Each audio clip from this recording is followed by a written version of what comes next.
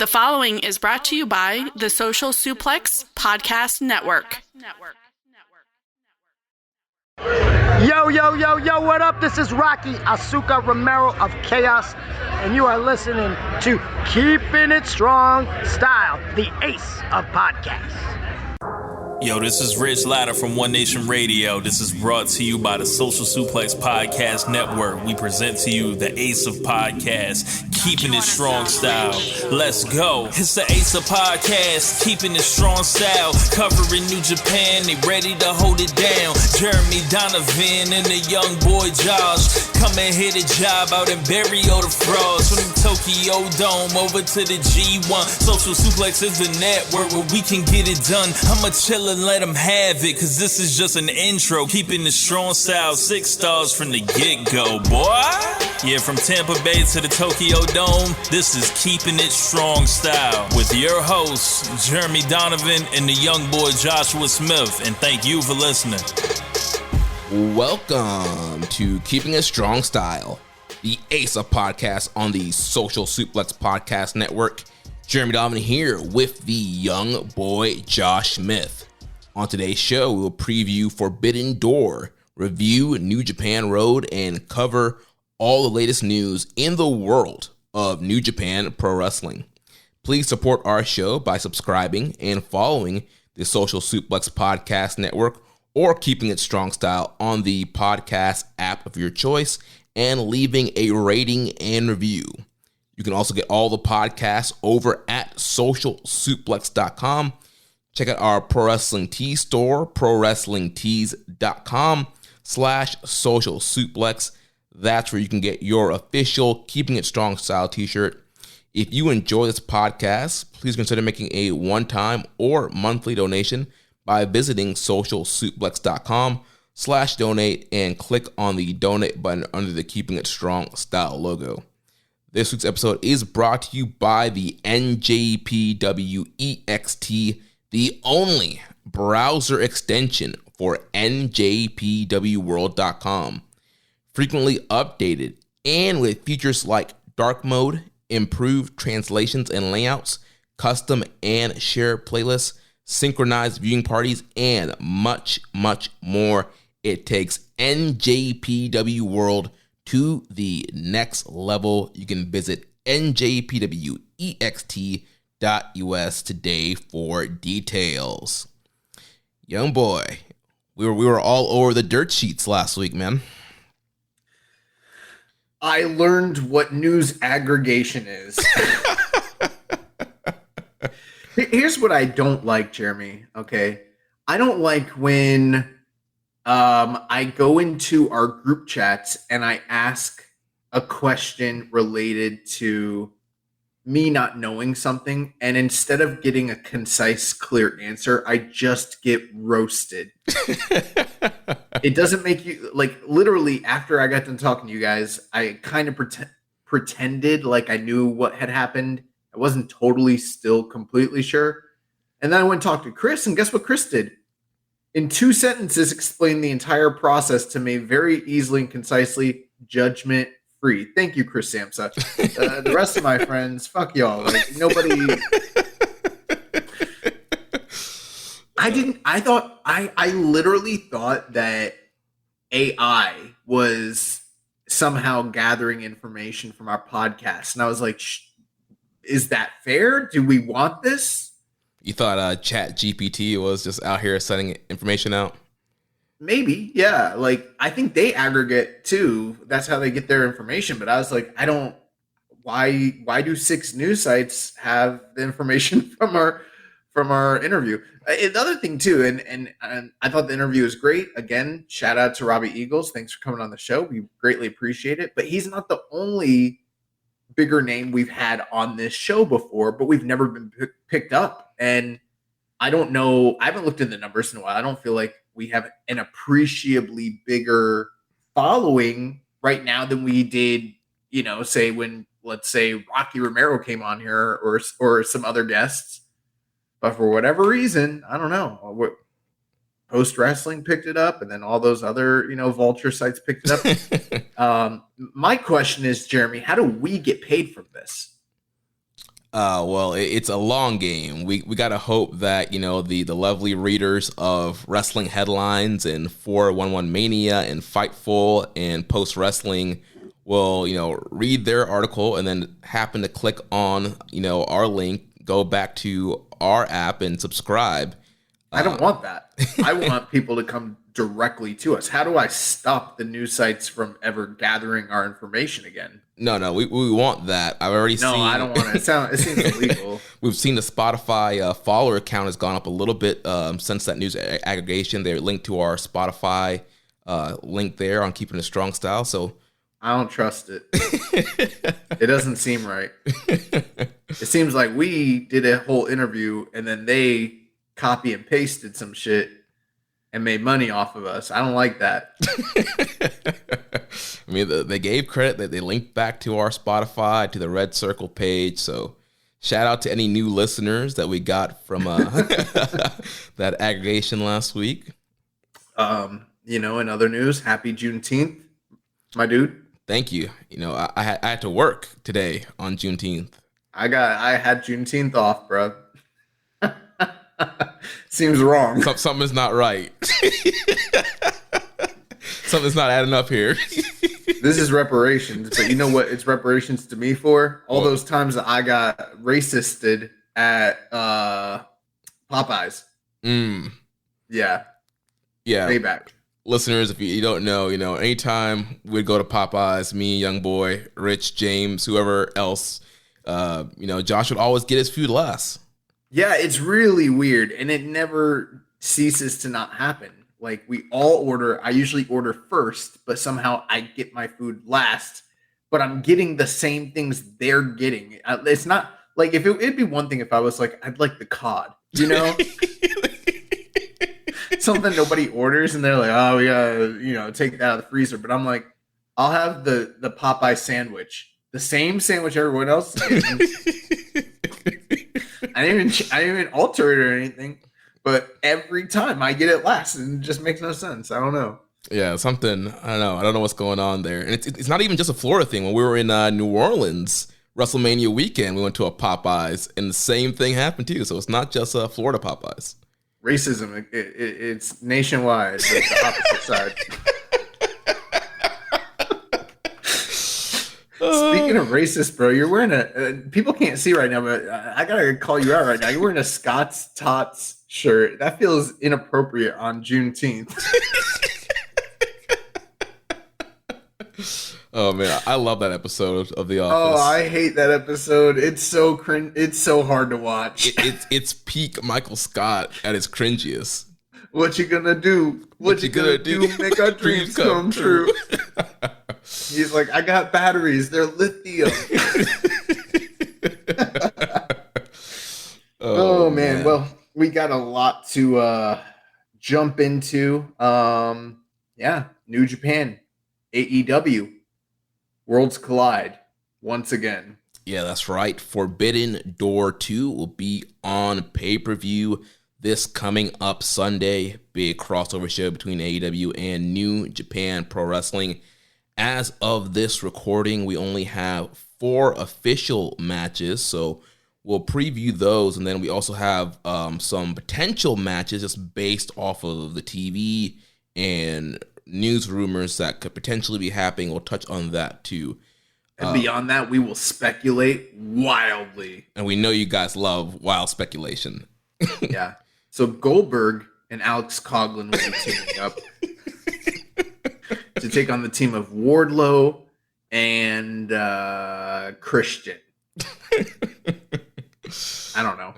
Man. So Jericho.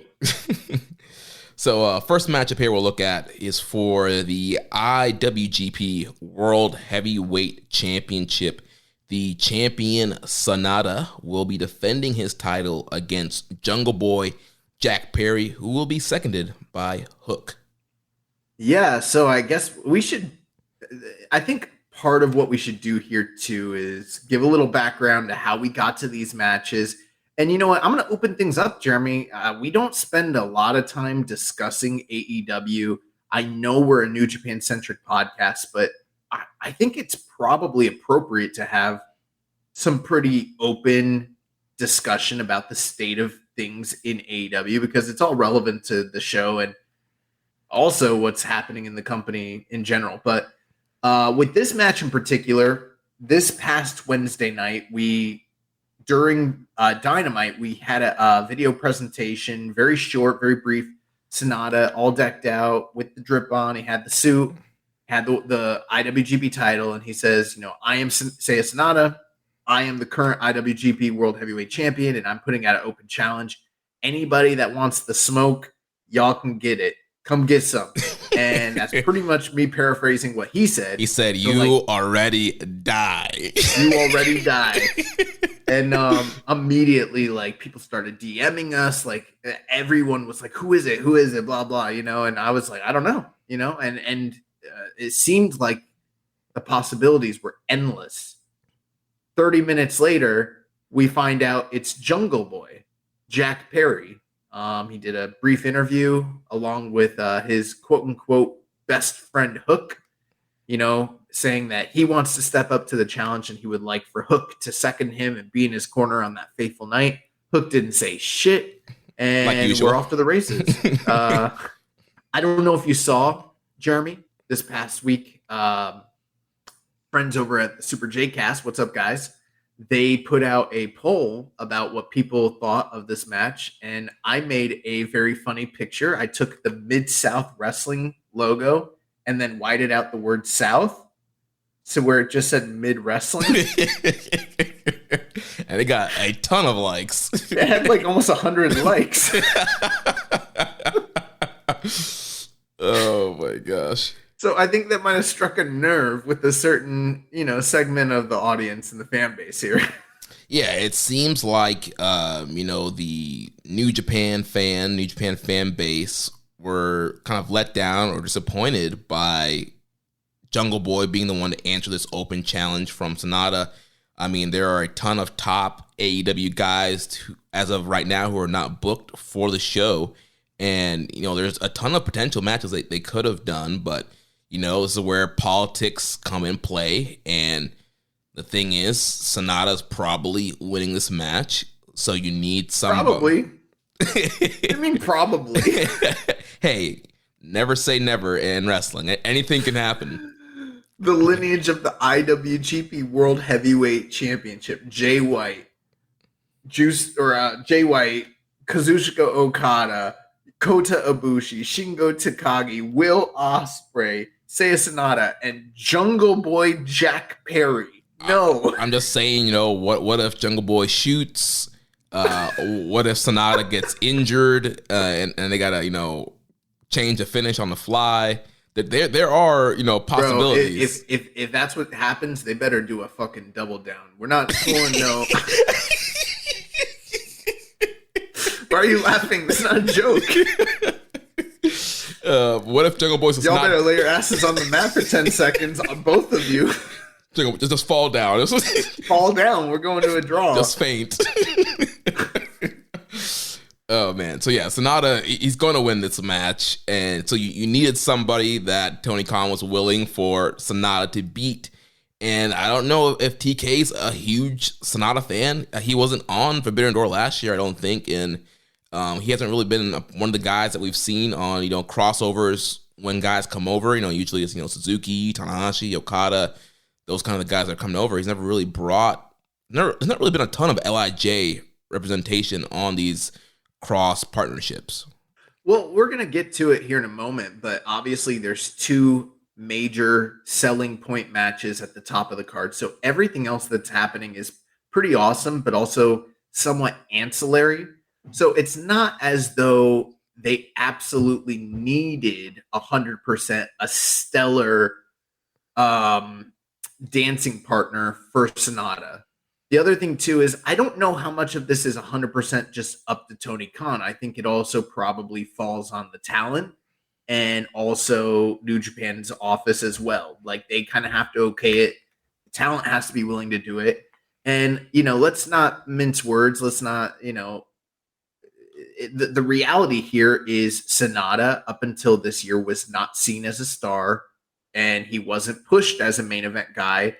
And he still, to this day, isn't really seen as a major property in the West. In fact, I would somewhat argue, although he's having a good title reign, he might be less known and less over than he was in like 2018 at the height of New Japan's popularity here in the West. Like, yeah, I remember when we were in Dallas for the G1 press conference, and like Sonata came out, and all the fans were like losing their mind when he was walking to the stage.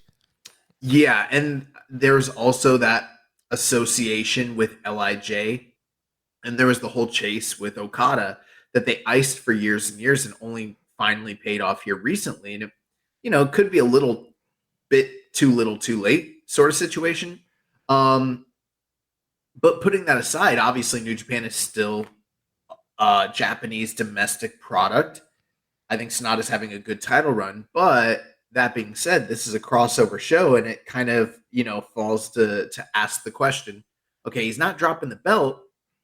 Who do we have that makes sense that you can put him up with? Now, I'll tell you right now, I don't think, to me, Jungle Boy Jack Perry is not a good fit for this match. Just for the standpoint that, yeah, I think the match is going to be good. In fact, there's another AEW title match that has a little bit more cachet that we're going to discuss here in a moment. But this will probably actually deliver more in ring in terms of work rate and excitement. So nobody's saying that Jungle Boy is not a great wrestler. He is. And I think him and Sonata could have a very great athletic contest. But I'd almost rather them bring out an older name like a Samoa Joe or a Chris Jericho and give us a lesser match that has a name that's more befitting the marquee of IWGP, someone that you could actually see being a credible threat to the title. And I don't see Jungle Boy Jack Perry being a credible threat in any way at all. Right, yeah, a guy like Jericho, obviously, who we've seen in New Japan before. He was the former IWGP IC champion. There's a very realistic possibility of a Chris Jericho IWGP title reign that could happen. So yeah, a guy like Jericho, or somebody who's maybe not like a John Moxley, who's more of your kind of face of the company kind of guy, but yeah, somebody on that kind of Chris Jericho level, Samoa Joe, like you mentioned, a guy where it's like, all right, this guy's a former world champion. It's a credible guy that, yeah, they could beat Sonata. Whereas now we have Jungle Boy, yes, who was in the world title match in the last pay-per-view, Double or Nothing in the 4-way, but he just kind of got elevated to that position. It's not a long time, main eventer in the company. Well, the other thing too is like, if you start to ask yourself the question about those other bigger stars that are out there, would they even be willing to do a job for Sonata? Do they see him as being somebody worthy of them laying down 1, 2, 3? I'm going to posture and basically say no. Most of them, I bet you the bigger stars in AEW, like your Adam Coles, and I'm going to throw names out there that, people who follow that company a little bit more will probably say like, oh, well, they couldn't be his opponent for XYZ. That's besides the point. Just kind of throwing it out there, someone like an MJF or an Adam Cole or a Chris Jericho, guys like that. I don't see them doing the job for Sonata. And that's kind of and also, I don't know if Tony Khan wants those guys to do that either. Right. And that's where Jungle Boy comes in. Now, talking to Rich, he brought up a great point, and I haven't gone back and done the numbers, but like Jungle Boy hasn't lost on pay-per-view in a really long time, especially in singles matches. So I think that there's that sort of deniable plausibility when it comes to a guy like Jungle Boy. It's like, oh, he's a world title contender. He was just challenging for the title in a 4-way. He never loses on pay-per-view. He's got a stellar record, and he's got a big following. Of course, he's, somebody that's on the level. Mm-hmm. I just don't think that the New Japan fan base feels that way at all. You know what I mean? Right, yeah. And on the flip side, I don't think that most of AEW and their fan base see Sonata as being a credible champion at this iteration of his title run right now. Yeah. And so it was kind of a catch-22. I don't know if that fan base would be really happy if a bigger star, I don't know, like a Wardlow or someone like that were the guy doing the job anyways. So, it's kind of a tough situation. I almost would have been fine if they hadn't defended the world title on this pay-per-view.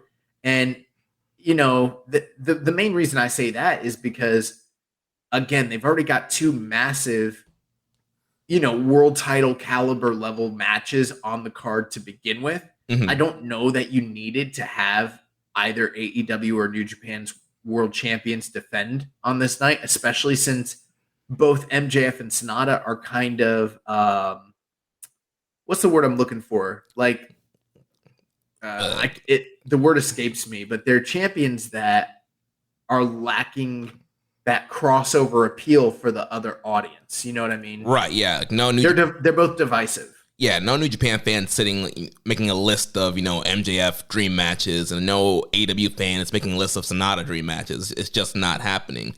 Correct. This would be like, if there was an AEW crossover in Japan, and the challenger for MJF was going to be like Shota Umino or Yota Tsuji, where it's like the AEW fans would be like, who is this, new, like this young guy that's challenging? We don't know him.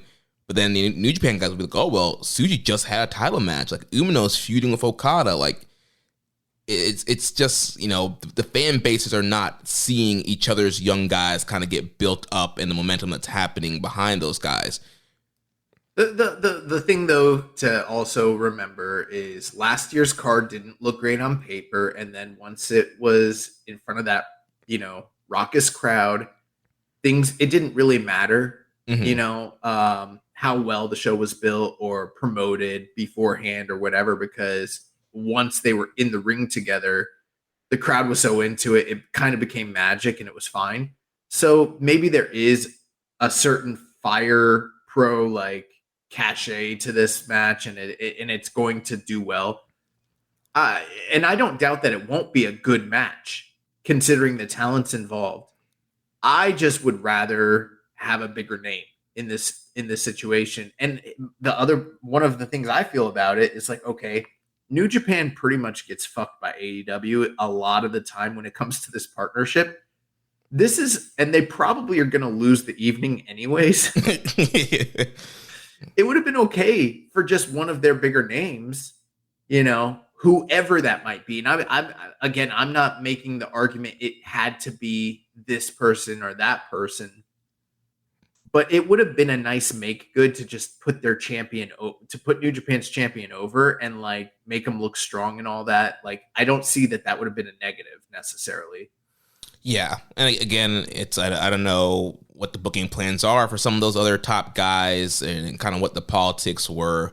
But I mean, at the end of the day, yeah, it's going to be, I think it's going to be a great matchup. But again, it's New Japan's top title, and it's probably going to be like 4 from the top, with the 2 huge dream matches and the AEW world title match. Essentially, I mean, the US title match is probably main eventing, and that's right. The number 2 title in New Japan, whereas the world title is going to be 4 from the top.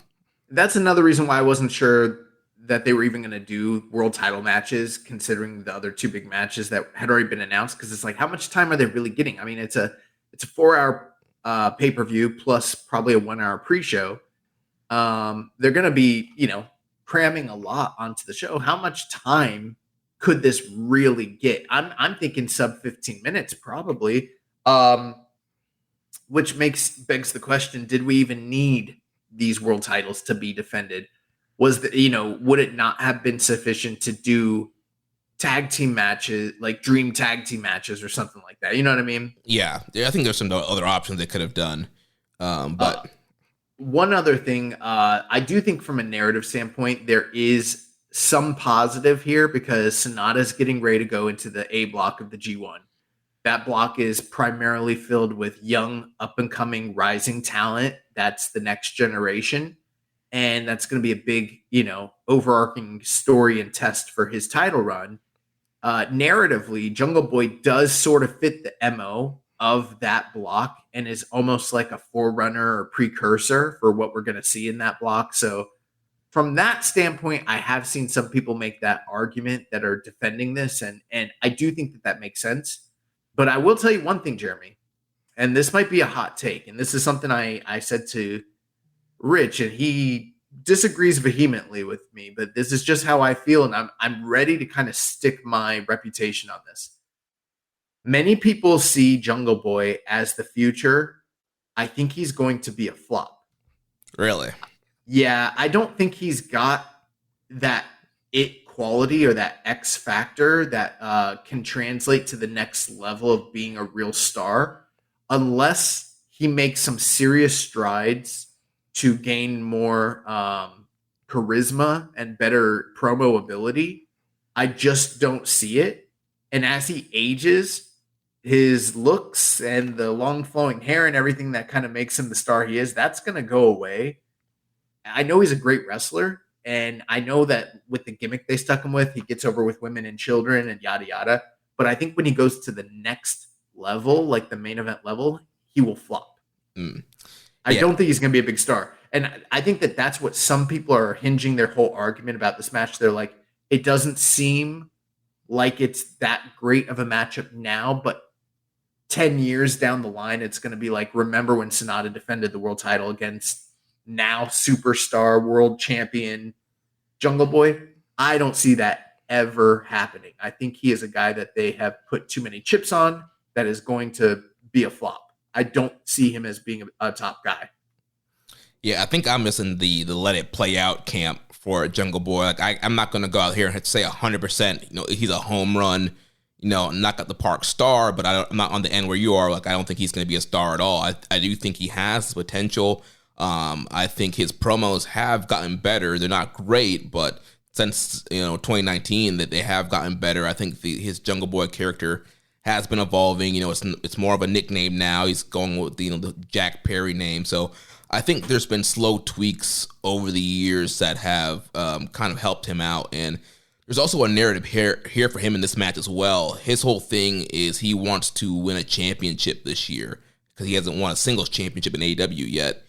And so that's kind of the thing that's been driving him. He failed to win the AEW world title last month. And so another chance at a world title here. And I think a lot of people are speculating that with this loss here, this is going to be the thing that makes him snap and turn on Hook. Yeah, there's a whole looming storyline between him and Hook, which I guess is fine. That's going to push forward the storyline between those two gentlemen in their own company. And that's probably a good thing for both of those, two younger guys to move, up in the world when it comes to their booking.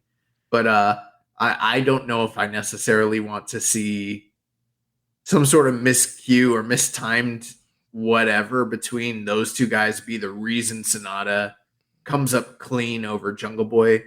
The one positive that might come out of this, I'm thinking, is if the match is really great, maybe that endears Sonata to the Western audience a bit more than he is right now. Yeah. We had two questions here. First from Les Commission 7252 says Gato gives Tony Tanahashi and Tony gives us Jungle Boy. WTF. Jungle Boy isn't a bad option, but considering his bad booking leading up to the Fatal 4-Way last month, this is just basically an angle to set up his heel turn. What AEW superstar should have been a challenger for Sonata for the IWGP World Heavyweight Championship?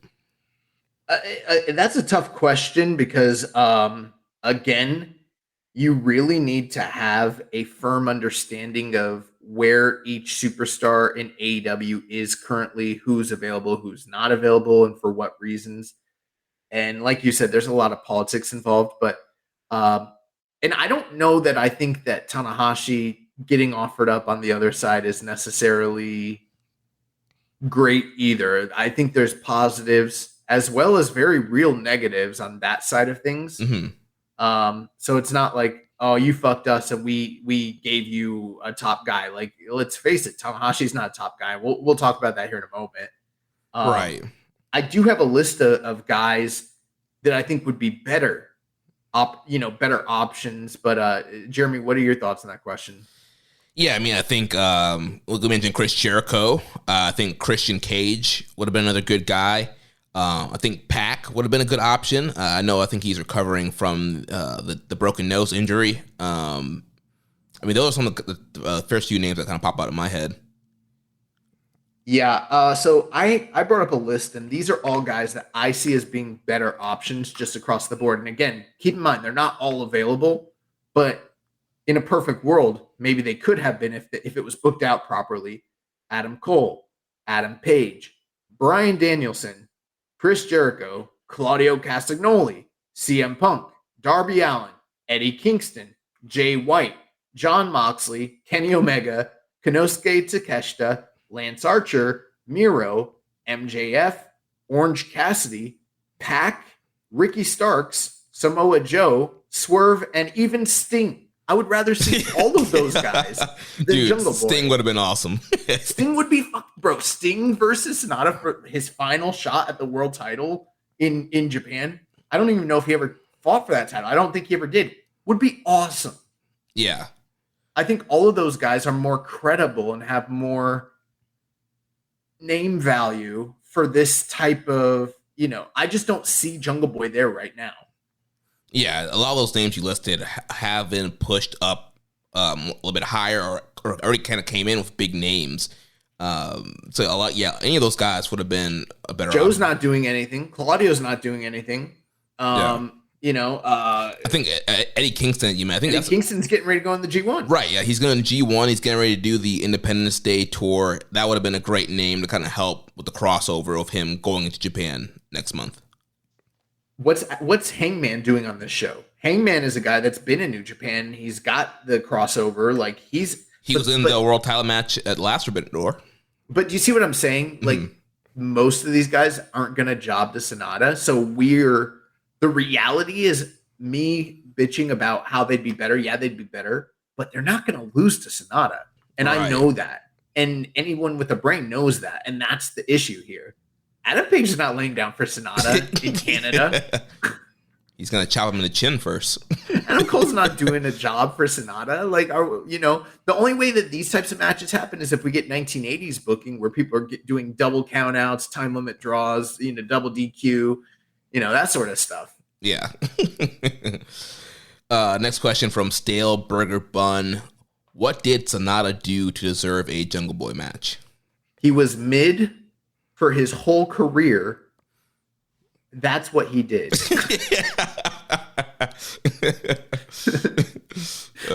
You can try to turn over a new leaf, but you still got to pay for the sins of your past, my guy. Oh man. All right, let's take a look now at the AEW World Title match. Maxwell Jacob Friedman, MJF, will defend against the ace Hiroshi Tanahashi. So this is a very interesting matchup for a couple reasons. The storyline was set up this past weekend as well on Dynamite, where Hiroshi Tanahashi cuts a promo, says it is I, the master of the universe, the once in a century talent, Hiroshi Tanahashi, and I want to challenge you, MJF, to a title match for the AEW title. Renee Young goes backstage. She meets MJF and basically tells him he was challenged by Tanahashi, and he cuts a promo saying, yeah, that's not happening. I'm good on that one. I'm not going to be fighting some nobody from a rinky-dink, no-name indie fed from Japan. So, that's going to be a pass for me. And then he says, and Tony, if you think about booking this match, it wouldn't be the first time I've no-showed a booking. Yeah. And kind of just leaves it at that. And that's been the story going all week. These guys been a little bit back and forth on social media. And it's really funny, Jeremy, because MJF has been hardcore in interviews and in AMAs and, just interactions with fans where he does nothing but bury Japanese wrestling. He buries the history of Puroresu, and he buries New Japan specifically, and talks about how they're idiots and, they work dangerous and they drop themselves on their heads and they're just fetishized. And the only guy in New Japan that he has respect for, that he likes, is the Great Okan. Yeah. All hail. And I see these diehard New Japan Shinihan freak, Puroresu freaks that really buy into this shtick, and they get hardcore worked by MJF, and they fucking hate him, and they are so pissed, and they're like, I don't even want to watch him wrestle, blah blah blah. And now he's fighting the physical embodiment of, the spirit of New Japan and Hiroshi Tanahashi. Personally, I love this story. Oh, yeah. It's a great story, and it's been building for a while. Because, yeah, you mentioned all those interviews and comments. MJF is constantly burying New Japan, and he's tapped in. He knows that a lot of fans are not huge on the Great Okan and what's going on with his, in-ring work and push. And so that was an easy name for him to kind of latch behind. And yeah, I think storyline-wise, it makes perfect sense. The guy who, quote-unquote, hates New Japan going against, the ace, the face of New Japan for, the last decade, Hiroshi Tanahashi. And yeah, I think it's, from a storyline perspective, a great pairing. Now, there is an elephant in the room that we have to address. And I don't know, have you been hearing the rumblings and the rumors about this match not even happening and them going with the bait and switch tactic here? Yeah, I've been seeing the rumors. A lot of people are speculating. A lot of rumors have been going around that this whole, MJF saying he's not showing up is actually going to happen. And it's going to turn into the match we were supposed to get at last year's Forbidden Door, CM Punk versus Hiroshi Tanahashi, which on Collision this past Saturday, CM Punk in his opening promo came out with a red bag and kind of pretty much said that his AEW world title was in the bag. He didn't take it out of the bag. And so people are thinking that, Forbidden Door 2 is going to come. Tanahashi comes out, MJF no shows, and then CM Punk would then come out and defend his world title against Tanahashi. The real world's title, Yeah. he's Ric Flair in 1992. I'm good on that one. I'm not opposed to seeing CM Punk on the show. Obviously, we don't have to litigate that whole thing, but I'm not the biggest supporter of CM Punk right now. But it's a crossover show. I think there's a match for him. I just don't necessarily want to see it against Tanahashi for the simple reason that they've already advertised this. And for years and years, people have always gotten onto WWE for doing bait and switch, tactics, false advertising, things like that. And if it's something that's out of the company's hand, that's one thing. Mm-hmm. But when it's a situation where you're doing angles on television and you've got promotional material out and people are paying cold hard cash to watch this huge pay-per-view, and then you switch out the performer, I don't like that. And it doesn't really matter who the replacement would have been. I'm just not a fan of that in any shape or form. So I'm really hoping that they don't do that. Yeah, if they are going to do that in any way, I think the angle needs to happen. Yes, it needs to happen on Wednesday, where, you have the MJF cut a promo. He's like, yeah, I'm not doing the match. I'm unbook it. And then Punk comes out or does a videotape promo or whatever. And Punk's like, well, I'll take your match and I'll prove that I'm the real champion. I would be 100% fine with them doing that. That makes perfectly logical sense. That's acceptable. That's fine. As far as, let's just assume it is MJF, right? Mm-hmm. I heard some people, especially like Dave Meltzer and others, complain that it's Tanahashi that we're getting and mention that there are other, better matches that you could have done. Shingo Takagi is probably the one name that was thrown out there where it's like, this is a surefire, excellent match that could have been, brought to the table. And instead, we're getting Tanahashi, who is a shell of his former self. He's very much broken down. Even these past two road to road shows, he was looking very rough. And I'm sure he'll try with everything in his power to show up on that night and be the Tanahashi of old. But it's getting further and further, in between those big match performances where he's able to actually turn back the clock and do that. My feeling on this is basically this. Although I think New Japan is hotter right now in a certain respect than AEW is, AEW has more plausible big names that are protected in their booking, in their personal kayfabe. New Japan really doesn't have a big 4 or big 6 the way they traditionally did for years and years. We're kind of reestablishing that. Yeah. If you really think about it, the big names that are really protected are mainly Will Ospreay, and he loses A from lot, time to yeah. time. Sonata, and the only reason Sonata's there is because he's the current champion. If he didn't have that title around his waist, he wouldn't have that special protective level. And then the only other 2 guys I can think of that fit that mold are Tetsuya Naito and Kazuchika Okada. Yeah. Everybody else in the company is kind of fair game right now. And really the only 2 established tip-top level guys are Naito and Okada. Everyone else in the company is levels beneath them. So then that really makes me wonder if AEW, like, I think Tony Khan has enough sway. He could have gotten anybody that he wanted, aside from those 2 guys on the roster, to do a job for his champion MJF. Anybody. I think that there are people that are speculating that New Japan is offering up Tanahashi because it's convenient for them because he's aged and he's losing. But I think it's also a case of they want his head because he's the most cached name that they could get that's in that realm to begin with. You know what I mean? Yeah, and it fits the story of MJF hating New Japan. So what better guy than Tanahashi to face him and defend the honor of New Japan? And I mean, you look at the list. I mean, there are other guys that could have picked. Like, I mean, you could have thrown out Ishii, right? Goto, Yoshihashi. Like, there are guys that you could have, if you wanted him to beat. There are guys he could beat, but I think with the whole story they're telling, and it being Tanahashi, and we know his popularity in the West is huge, and people are always going to pop for Tanahashi. I think that's why, all those reasons are why they're going with this match. Yeah, I think on that night, if they'd brought out, like, say, a Shingo Takagi, he'd be really over in the building and everything like that. And, you know, this probably will be third from the top or something like that. So it would have been fine.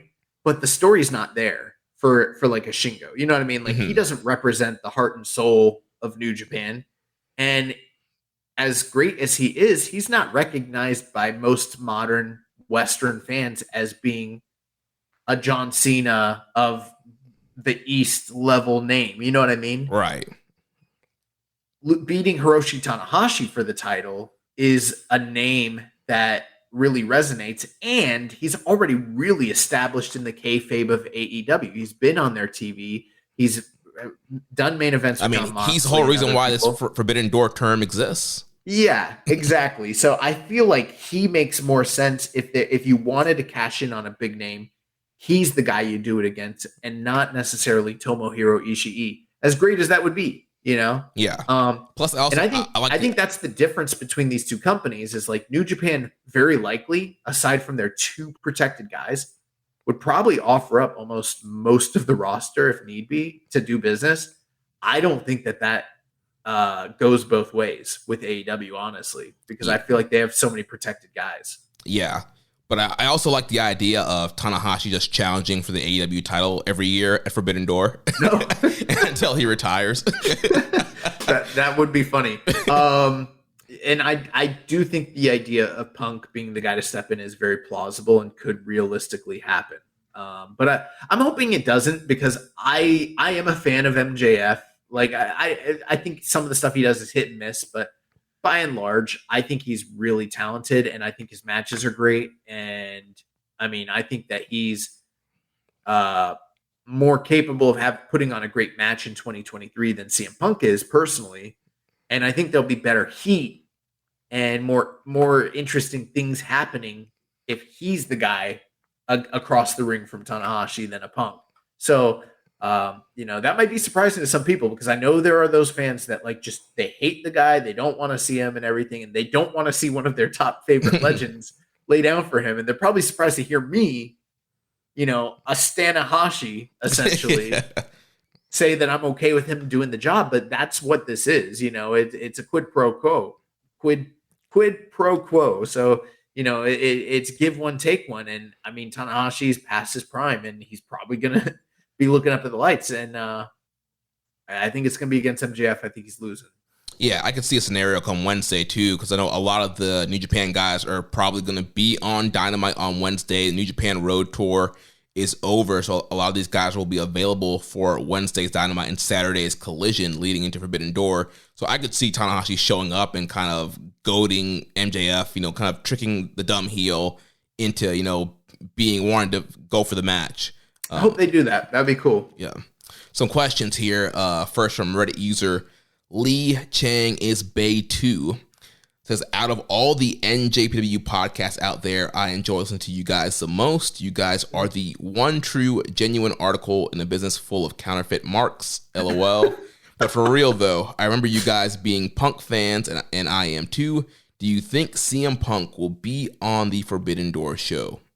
Kenta has been talking a lot of trash lately, and what do you guys think of his return overall? Do you think the toxicity and the controversy he brings is worth angering and alienating the AEW locker room in the end, even if he is Tony Khan's biggest star?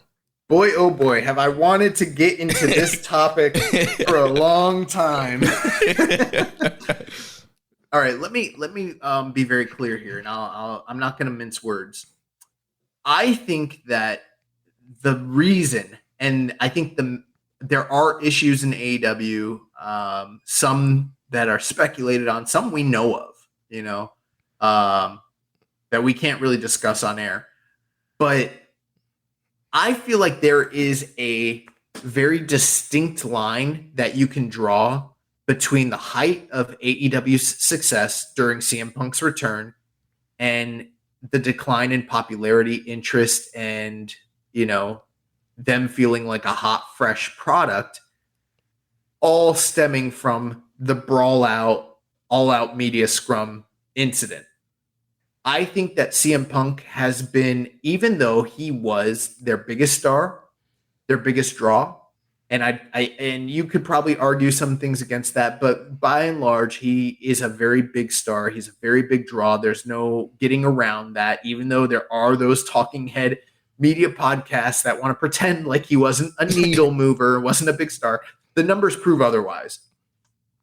But that's besides the point. I don't think anyone has done as much damage to the reputation, the image, and the feel, vibe, and authenticity of AEW than CM Punk has. And just a couple, without getting into a long diatribe, there are things that he's done. He has talked to the media, had people from his camp talk to the media, and then gone to the media and pretended like the media is and the fake quote unquote news media is the reason that all of this toxicity has been spread. When the reality is the people on the other side of the issue, whether that be the Young Bucks, Kenny Omega, Hangman Adam Page, Chris Jericho, Jon Moxley, they haven't said shit to the media. The only person or persons that are talking to the media this whole entire time for the past year has been CM Punk and FTR and the people that they associate with and are connected to. So they're playing both sides and creating a very ugly, toxic, environment. They're taking a page right out of Donald Trump's book, basically, essentially with that one. That's really nasty. He, that whole entire media scrum, he buried every single person in the company. He buried the product. He buried the champions. He buried the owner in front of the owner, made Tony Khan look like a cuck. That wasn't good. And then nobody from the opposing side has ever talked to the media or done anything to defend themselves when it comes to the brawl or anything else that happened. But we know for a fact that this guy has gone off script. He has shot on Hangman Adam Page live on national television, extreme, which is like literally the height of unprofessionalism. This past week, he threw shots in his interview. He threw shots in his promo, which, that would all be fine if these guys were going to work together. But if they're not working together, you're not building anything to do any business. So you're a mark if you're not actually working together. You're just creating more toxic undertow. I can't sit here and say and criticize Tony Khan for bringing the guy in or using him or pushing him, because those are the things logically you'd want to do with someone of his stature. But he is such a negative energy and just this ugly, dark cloud everywhere he goes. And it doesn't fail. It happened in ROH. It happened in IWA Mid-South. Happened when he was in Japan. It happened in WWE, and it's happening here. And it's like, it's him. Like if the common denominator in every situation that you're in literally leads to all of this divisiveness, at some point you are the issue, not the people you work with. I can't sit here and say they shouldn't have tried with him or they shouldn't try right now, because they got this entire second show off of his back. They got this influx of money, and I don't know their financials, but I personally, as a fan, I didn't watch Collision. I have no interest in watching CM Punk right now because I don't think he can keep up in the ring with the in-ring style to begin with.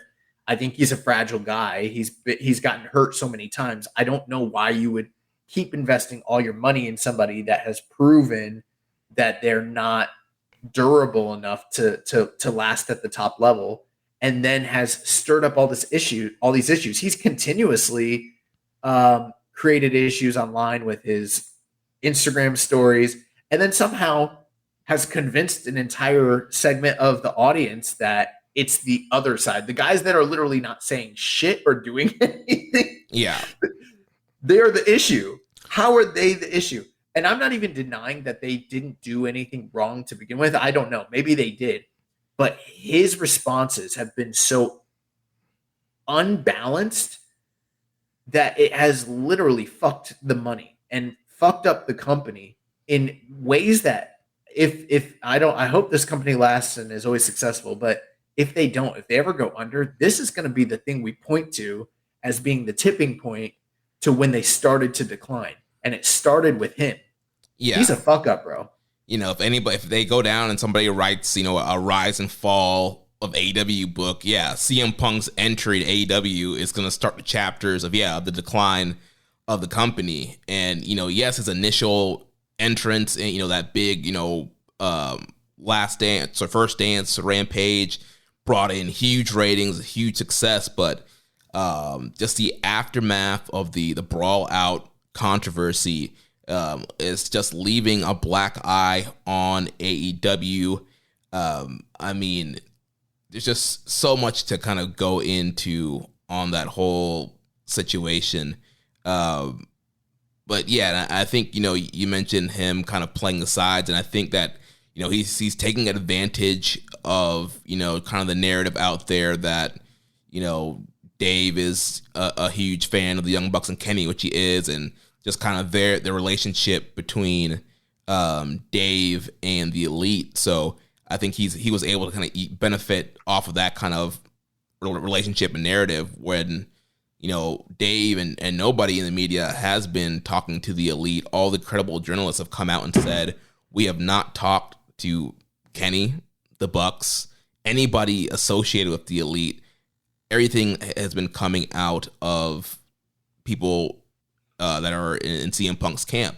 And like you, I did not watch Collision this Saturday either. I listened to reviews. I saw a few clips on Twitter, but right now, I am not invested in CM Punk, and I'm just waiting for what is the next thing that's going to set this guy off. He's literally a walking ticking, Hiromu's the ticking time bomb. No, CM Punk is the real ticking time bomb.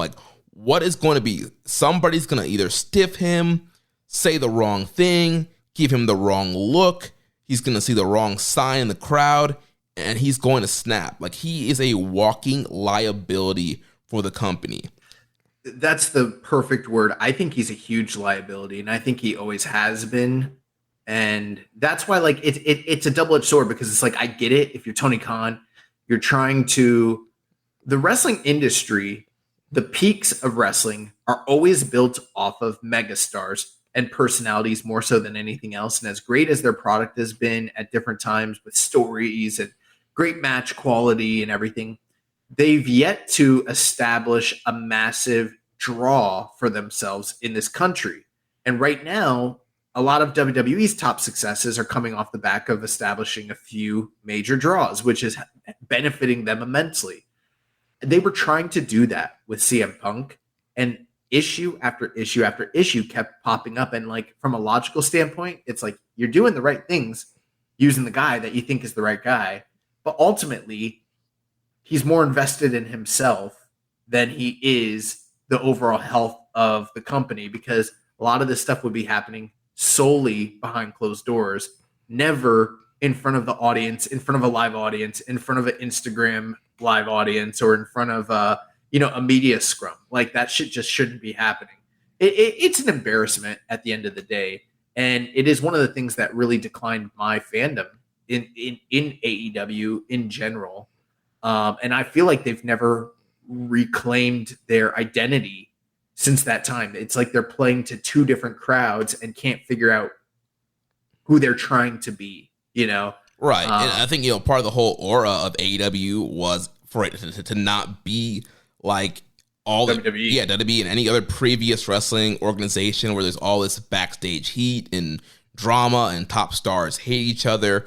And of course, it wasn't perfect, but I mean, those first few years, you just heard about how great the atmosphere is backstage and the camaraderie in the locker room. And now we have all this divisiveness, this he said, she said, these camps. There's two last things I'll say about this, and then we can talk about him and Kenta. One, this is not a strictly, I hate Phil Brooks because, like he said in his promo, he's so authentic, we can't handle it. That's not, or we're getting worked. That is not it, bro.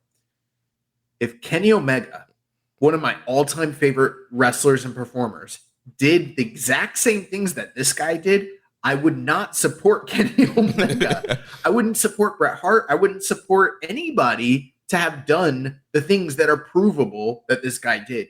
And I hate the idea that there are those fans out there that can't just simply admit what's very blatantly in our faces and very obvious about the missteps and the miscues of this guy, and it's gross to me. It's gross. And I get the whole thing of people, he was defending himself, but think of it like if you're in school and somebody's talking crap about you, you just can't go and punch them in the face. Like you're the one that's going to get suspended and get in trouble. And like, it's worse than that. It's like instead of they talked shit about me, so I destroyed their car.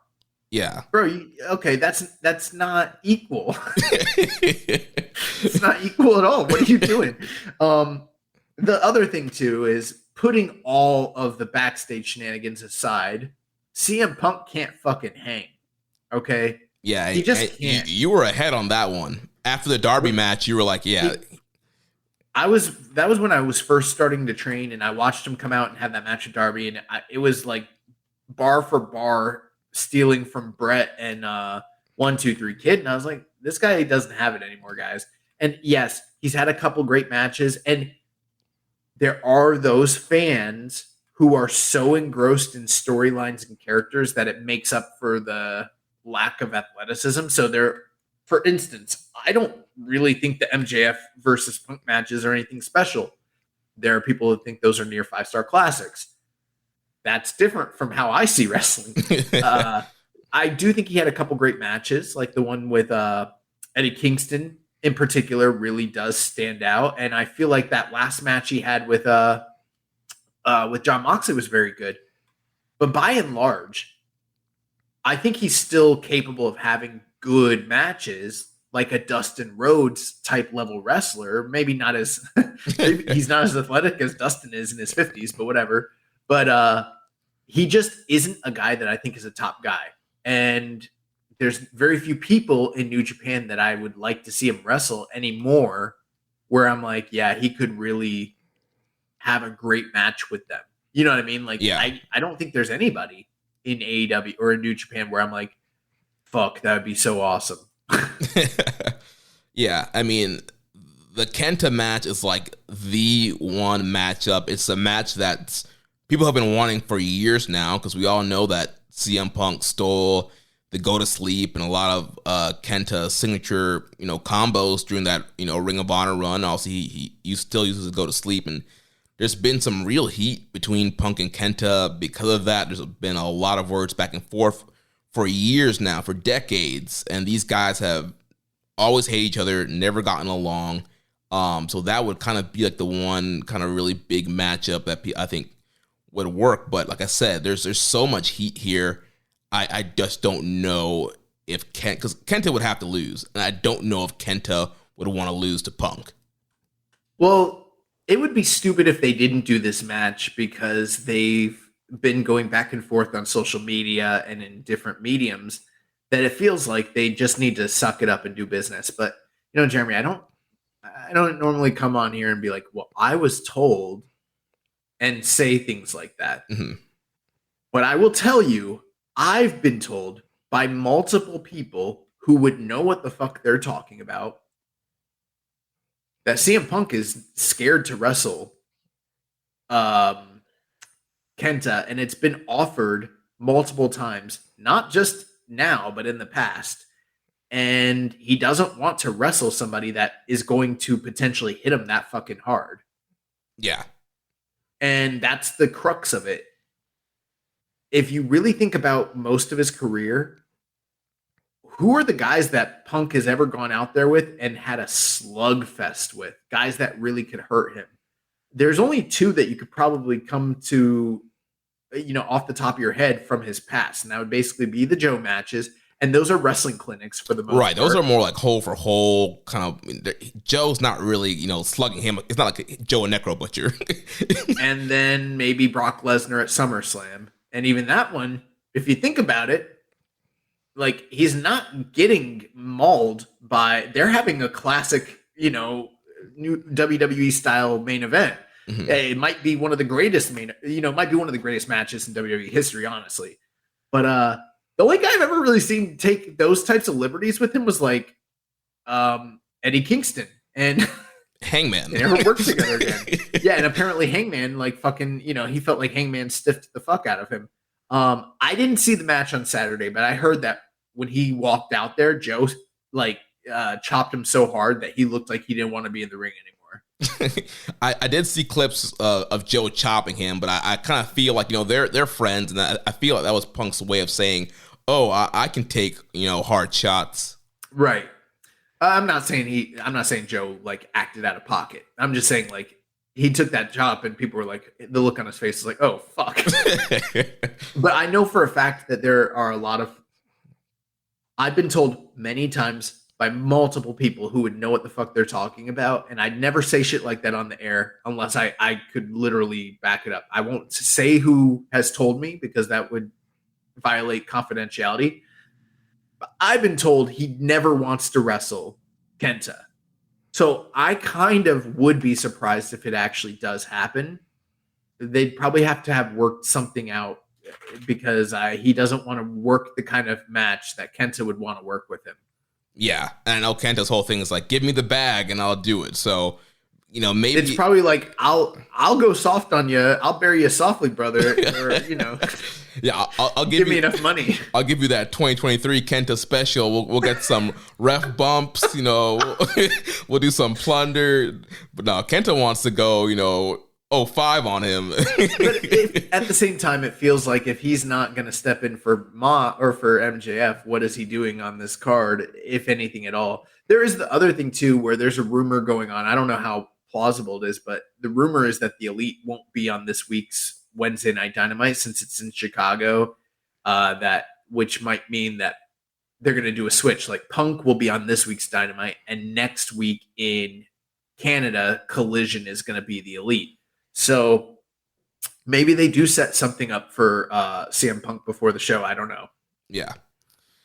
Let's move to the next question here from the Dark Soldier. Should Tanahashi beat MJF at Forbidden Door to be AEW World Champ, then beat Adam Cole, then beat everybody in AEW, and cuts a promo on how he ain't broken down like some guys in Keepin It Strong Style think, and hold the belt for years? What say you?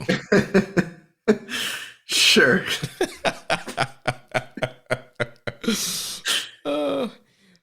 Les Commission 7252. How would you guys picture a Kenta versus CM Punk match? I wouldn't mind seeing it, but I can't see the hype for it anymore. How would you guys book this, and who would go over if you were handed control of the winner? I don't know. There's so many tangibles there. CM Punk should go over. They should just work a 2023 style Kenta match with a few stiff strikes from both guys here and there to get the crowd into it. I don't think the match would be anything special at this point, to be honest with you, but there would be those fans that are really into it just off of the reputation of like, oh, the two GTS masters go at it, that there's real heat, yada yada. Yeah, I mean, I think I would book it almost like a mirror match where you have these guys both kind of going for the same sequences, same moves, and they're countering out of the similar moves, and kind of just a mirror match of big sequences until both guys go for a GTS, and then Punk would finally get it. I would book Punk over. I would put Punk over too. I mean, he's the bigger star, and there's more behind him right now. Punk beats him with the small cradle, with the Anaconda Vice.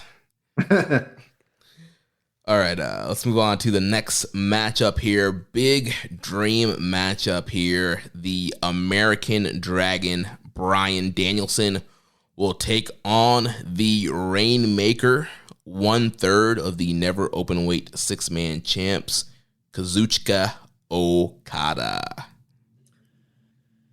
There's not a lot to say here other than the fact that this is just a quintessential dream match. You're taking what is very likely a top 5 all-time greatest North American performer and wrestler in Bryan Danielson, probably, in the 2010s, probably the best North American performer.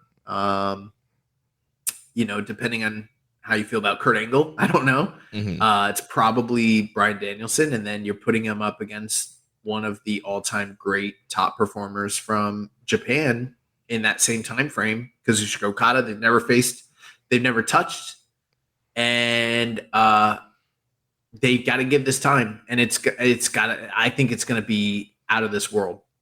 Yeah, it's going to be absolutely incredible. The term dream match gets thrown around a lot, and it's almost kind of turned into just like a marketing buzzword for random matches. But yeah, this is a true definition of a dream match, and the great thing here is like both guys are in their primes right now. Like, this is not a case where both guys are washed. Like, Bryan can still go, and obviously Okada, he's in the middle of an amazing run right now. So you have these guys who are kind of at like the peak of their their ability and their careers going toe to toe.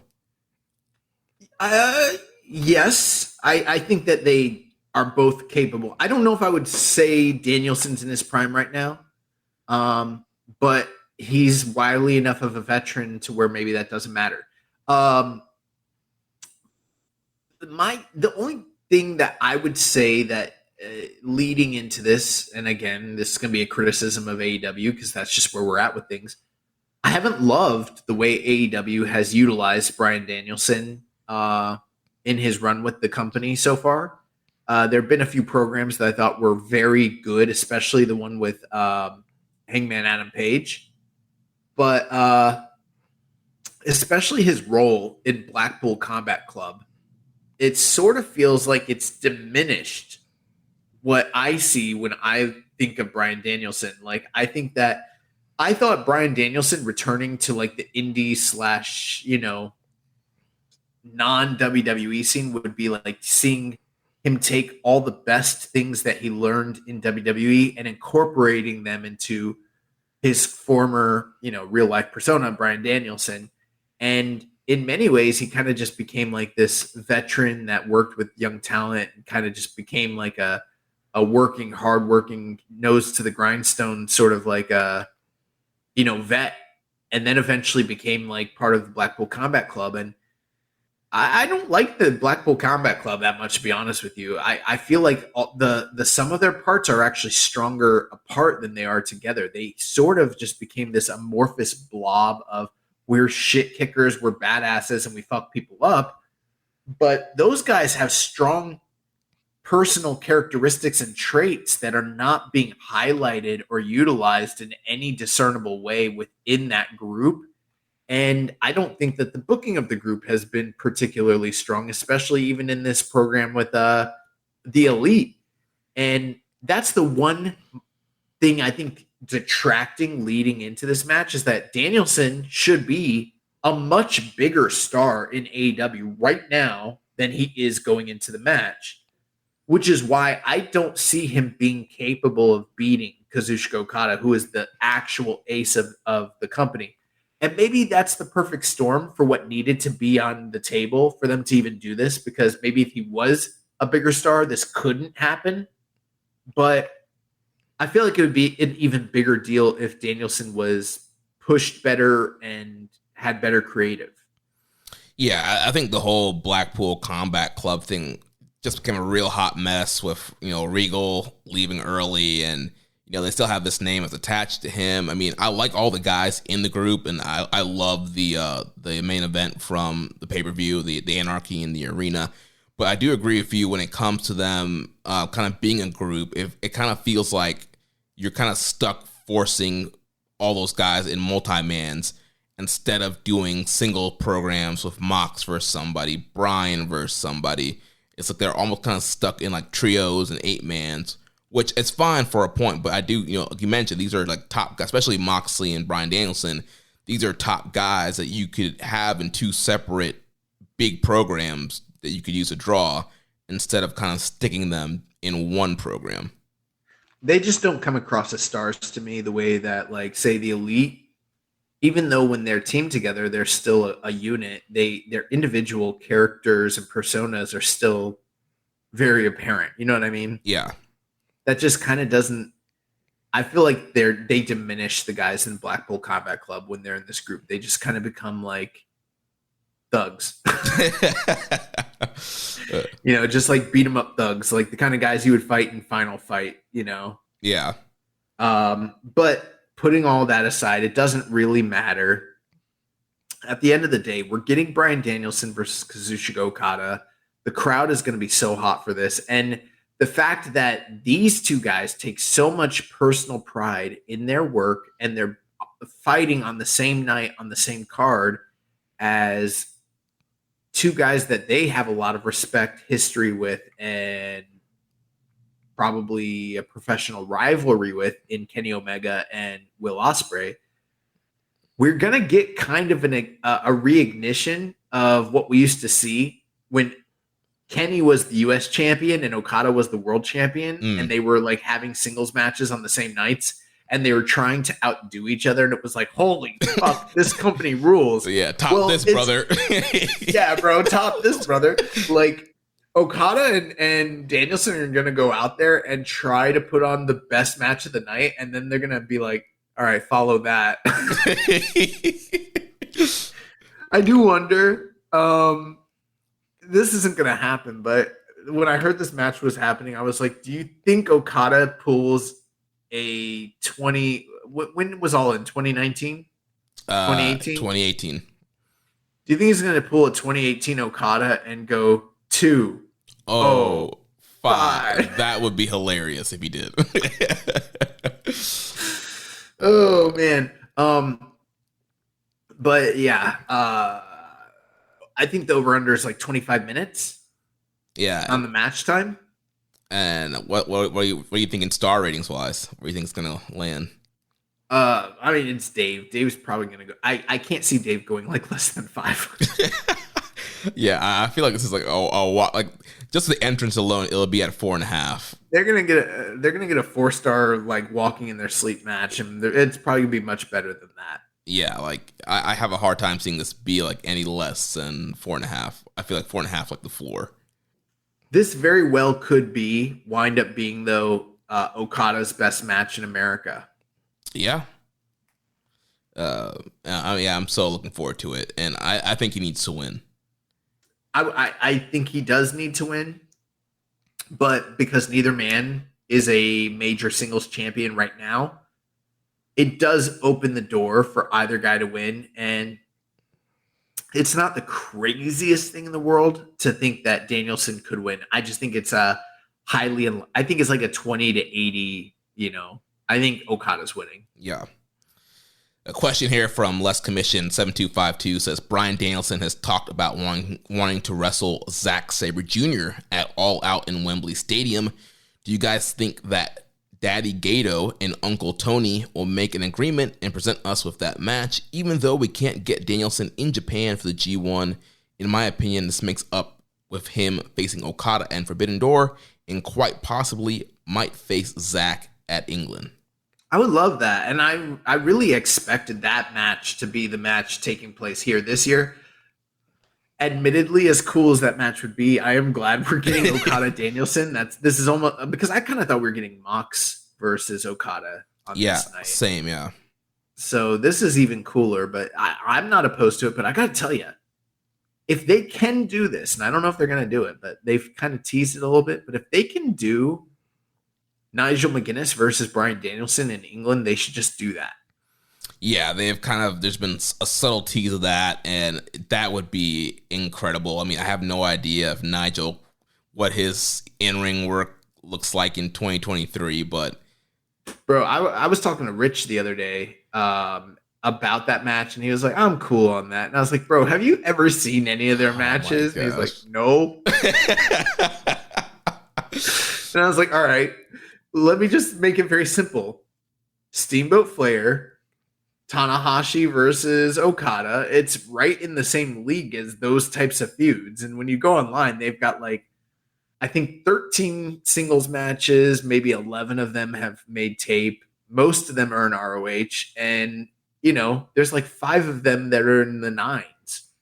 Dude. And most of them are in the 8s. Almost all of them.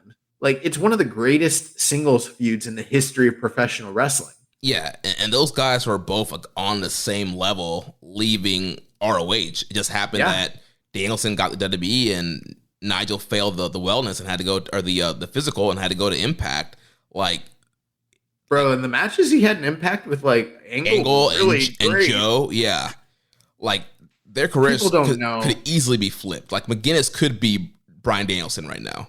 Yeah, people don't know. People don't realize Nigel McGuinness was every bit the wrestler that Bryan Danielson was. Yeah. So and I would love to see him come back for one last match. I know that we've done some of that sort of stuff with Shibata coming back and everything, but if there was ever a guy that deserved to have that one comeback match on a big stage, yeah, it's Nigel fucking McGuinness. Yeah. So, yeah, if it's possible, that would be dope. But, I mean, Bryan Sabre would be awesome as well. Even if they just had to have I don't even know what the status of his health is, but even if they had to have a Pure Rules match. Yeah. I'd be fine with that.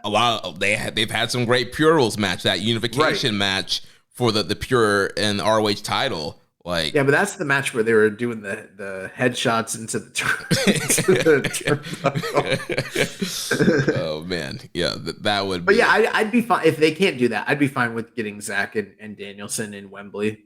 Yeah.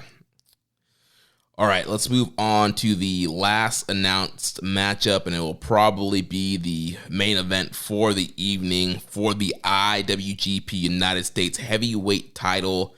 The champion, the cleaner, the best bout machine, Kenny Omega, will take on the Commonwealth Kingpin, Will Ospreay. Well, we're here. This was the match of the year this past year. One of the best matches in many, many years, and was one of the top matches at the Tokyo Dome on January 4th at Wrestle Kingdom. And Will Ospreay was in the middle of one of the, if not the greatest U.S. title reigns in the history of that championship. And he got destroyed and decimated and brutalized by Kenny Omega in the Tokyo Dome and just kind of humiliated. He got bloodied, he got beaten, and both guys showed what they're made of. But that match was a lot more physical than a lot of people were expecting, and told an incredible story. And in the post-match, Will kind of made a proclamation that if he can't hang with Kenny Omega and get that win back before the end of the year, there's no point in him continuing to wrestle or be in New Japan. here we are. It's July. We're getting Forbidden Door in Canada, Kenny Omega's home country, and Will Ospreay is, even though this is a cross-branded, co-branded pay-per-view, Will Ospreay is sort of going into enemy territories, going into this guy's home country to try and reclaim his title and bring the U.S. title back to New Japan and get that win back. And I don't know if he's going to. Yeah, man, that they've, played their cards so well with this story. Like you mentioned, the Wrestle Kingdom match, right now, every match is still competing against that match to be the match of 2023. Just absolutely incredible matchup. And yeah, the fact that we're getting this match again this year is insane. And what's even more insane is the fact that they were holding back in that January 4th match. Like, there were spots and moves and sequences that they purposely didn't do to save for future matches. And that match is the best match of this year so far. So just imagine when they're going to be able to unload even more stuff that they didn't do in the Tokyo Dome. And plus, I'm sure there's going to be counters to spots from the Tokyo Dome, which is going to blow our mind. So yeah, I mean, the framework here is for another, standout match for these guys. But yeah, the finish is in question. I think a lot of, diehard New Japan fans want to see Ospreay win and, save the U.S. title, bring it back to the promotion. And I think there are a lot of AEW fans that want to see Kenny win. I think it's cool that Kenny has a New Japan title, and I think people want to see Kenny do some more New Japan stuff too. But at the end of the day, I do think it can go either way. Especially, I guess it depends what's the destination. If you're going for a third match in Wembley Stadium, I kind of feel like either Ospreay has to win or there has to be some kind of, screwy finish. Yeah. There are it's definitely been disappointing to some extent. The involvement of Kenny Omega with New Japan post January. It wasn't quite what we had envisioned or imagined. And maybe those people that we labeled as haters and detractors were in the right when it came to that whole aspect of it, because he's never been able to get away to come back to Japan and defend that title or even make any appearances. So that's kind of sucked, but it does kind of create this narrative now where it's like, not only is Will doing this for his own personal pride, but he's also trying to reclaim the title that's sort of hijacked in America on AEW with Kenny Omega. So there's that aspect to it. But, delving in a little bit into the personal ongoings with the kayfabe, recently Kenny Omega split from Don Callis, and Don aligned himself with Konosuke Takeshita, and there's sort of an ongoing issue with those guys, and one has to wonder if that's in any way going to come into play with this match, because back in January there was the whole aspect where Don seconded Kenny, and Don was saying like that Kenny was this god of pro wrestling, and he, even though Will was maybe the greatest athlete he'd ever seen, Kenny was levels above him when it just comes to the pure art of professional wrestling. Yeah. Well, now Don's not with Kenny. He's with Takeshita, and, he's trying to cause hell and havoc for him and the rest of the elite and everything like that. I do wonder if that's going to come into play or affect this match in any way. Yeah, we could be seeing some interference from Don or Takeshita. We did see there was a hot closing angle on Dynamite this past week with, after the Elite versus BCC match, and with everybody. Yeah, everybody was running in. Eddie Kingston ran in, attacked Claudio, and then you had Konosuke come out and beating up the Elite, and then Ospreay came out and hit the hidden blade on Omega and kind of left Omega laying. So I mean, there's this whole thing too of Don saying, he's building, his family, the Callis family, and he's calling Konosuke, El Hijo de Don Callis. So there is a possibility of maybe, Ospreay does kind of become, quote unquote, maybe part of Don Callis' family, or there is some kind of relationship struck between Don and Will. I think the one weird thing, though, of this story is it kind of started out with Kenny kind of being more of the heel and Will being the baby face. And now that we're in AEW's territory, in Kenny's territory, and it's being a more of an AEW production, the story is kind of shifting to Kenny being the face here and Will being the heel. Yeah, I think that's to be expected just because of the heel face alignment in this company versus the other one. So that's not too surprising to me. But getting back to some of the stuff that you had mentioned from the offset, it does depend on where they're going if they're trying to arrive at a third and final match. And it is really tough. I do see this as more of a 50-50 endeavor than I did the January 4th match, where we were both pretty convinced that Kenny was going to win. So you'd set up the rematch. But I think you can get to a third match if that's what you're looking to do with either guy winning. It just depends on what story you're telling, and it depends on how you're booking it. But, because you can do both guys have split the win, and now we're going to look for the definitive winner. And maybe you do that at Wembley or some big show like that. The other way that might come to fruition is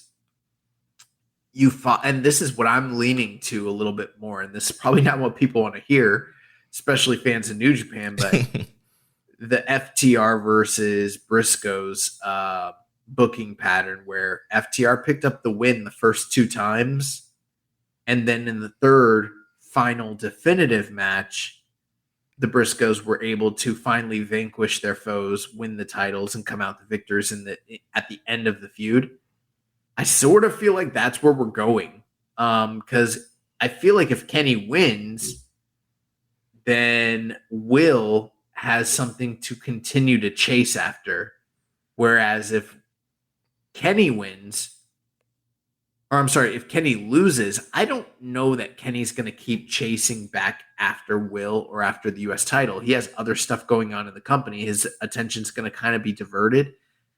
I don't see him being that involved in this whole thing to begin with, moving forward.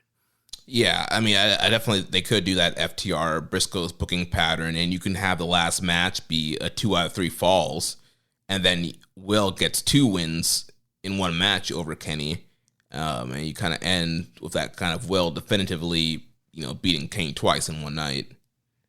It's also worth, kind of considering what is Will's trajectory through the G1? What's Will's trajectory for Wrestle Kingdom? Where does he stand in relation to the world title? And if this is going to a definitively third match, does that play out at Wembley? Does that play out at next year's Tokyo Dome? Those are all worthwhile questions, and I'm not totally sure about it. But I feel like Kenny Omega in Canada on an AEW show is going to be the guy standing with the W at the end of the day. And a lot of New Japan fans don't want that. And I can see why they don't want that. And I feel like it's a little bit more harsh than maybe the January 5th match was. But I think it also kind of depends on what story they tell within the match itself. Because the story they told on January 5th was immaculate, or January 4th was immaculate, and really necessitated this rematch.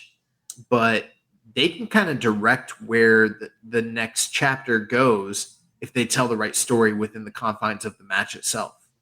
Yeah, and, for all the people who want Will to win the G1, I do see it unlikely for him to win the G1 if he's also the U.S. champion. I agree. I think that's going to be very difficult for that to be the case. But, New Japan's been weird in 2023. But putting it, we're doing the whole analytical side of things. I personally, as much as I love Kazuchika Okada, as much as I love Bryan Danielson, as good as that match is going to be, and I have no doubt it's going to be an all-timer, I think that this match is going to outperform that match. and we're going to get something really special in Canada on this evening with these two guys. And I'm kind of scared because they fucking did some crazy shit earlier this year, and they're going to try and top themselves again. Yeah.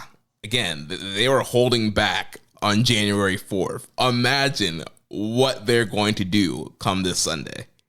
At the same time, Will's coming off of injury. Kenny's had his own, health issues in the recent past. You got to wonder how much that's going to play into the way that they work this match as well. True, yeah. Got And is this going to be the main event? I don't know. It feels like it should be, though, right? Yeah, I mean, in Canada, in Kenny's home country, the way this match has been built up, just the aura around it, I think it kind of has to be. Like, what follows this? Like, you're going to throw, Sonata and Jungle Boy out after this? You're going to throw... Don't do that. That's fucked up. You're going to throw MJF and Tanahashi out after this? Come on, bro. Yeah, I see what you're saying. Some questions here. First from Heavenly Halberd. Says, do you think Ospreay should win the U.S. belt back at Forbidden Door, or do you think it would feel sort of anticlimactic to the story they were telling at Wrestle Kingdom? Do you think they should just go ahead and have him win regardless, given the injury issues both Ospreay and Omega have had in the recent past? I think the story's more epic if Will loses again and has something to chase, because deep down, I'm kind of hoping he gets put over in Wembley. Yeah. I think that Wembley is a great spot for Will to kind of finally get the big win over Kenny. Or there's potential to hold it out to the Tokyo Dome for next year. So there's a lot of different things they could do. But yeah, I think Wembley would be a great place for that. But if they do, I mean, this could just be a deal where it's you beat me, I beat you, we go our separate ways. And that is plausible. Yeah. Next question here. Death Triangle 720. With only 4 matches announced for Forbidden Door, what other matches do you think will be added? Well, we're going to talk about some of the matches that have been teased here in a moment, but I really, aside from the stuff they've indicated, I just imagine the rest of it's going to be tag matches. Yeah. So yeah, we'll go over some potential additions for that. Then NJPW, I think similar question now that we have the top 4 matches for Forbidden Door 2 set. Which match do you think will be main eventing, and what order would you stack these matches? They might want to consider opening the show with one of these matches. I wouldn't be surprised. I know this sounds fucked up, but I wouldn't be surprised if Sonata and Jungle Boy open the show. Yeah, I mean, that they would have a kind of hot pay-per-view opener match. It's for the IWGP World Title. I think it would kind of kick the show off on a good pace. All right, so now let's look at some potential additions. So some matches that have been teased but not confirmed. Orange Cassidy versus Zack Sabre Jr. and Daniel Garcia versus Shibata. So last week, there was a backstage segment with those guys, and there is a tag match coming this Wednesday on Dynamite with Orange Cassidy and Shibata teaming up to take on Zack Sabre Jr. and Daniel Garcia. Yeah, and it's kind of interesting because last year's Forbidden Door had quite a few tag matches on it. There have been those complaints about some of the crossover shows with New Japan and other companies where it's like, yeah, you're bringing on a lot of stars, but you're not doing enough singles matches. And it feels like they're getting ready to move into, like you said, Orange Cassidy and Zack Sabre Jr., potentially a champion versus champion, winner takes all situation, possibly. I don't know. Yeah, and I think it's cool, too, with both of those guys kind of having super great reigns right now. A lot of defenses, like Zack's had a ton of TV defenses. Orange Cassidy's like on his 1000th defense of the international title. Low key, they're like having the 2 best singles title runs in their collective respective companies, and they're going head to head, and they're both really great performers, but in their own different and very specific, unique ways. It's kind of a very cool match. And then you got Daniel Garcia and Shibata, which is being teased. It sounds like it's probably happening on this show. I wasn't sure if that was happening on ROH or not, because it felt like it might happen in ROH as well. Yeah, there is a pay-per-view next month. I think it's Death Before Dishonor in July. So you do need some matches for that. But, I mean, they've really kind of ramped up teasing this. Garcia beat DKC on ROH TV last week. So it seems like they're really in this tag match on Wednesday. It seems like they'll do a Pure Rules title match at Forbidden Door. But New Japan and AEW at this rate, if they don't start stacking up a few tag matches, which it doesn't seem like they are that we know of right now, then a lot of big stars are going to get left off these shows. And granted, we are getting a pretty quality card, so I can't totally complain about it.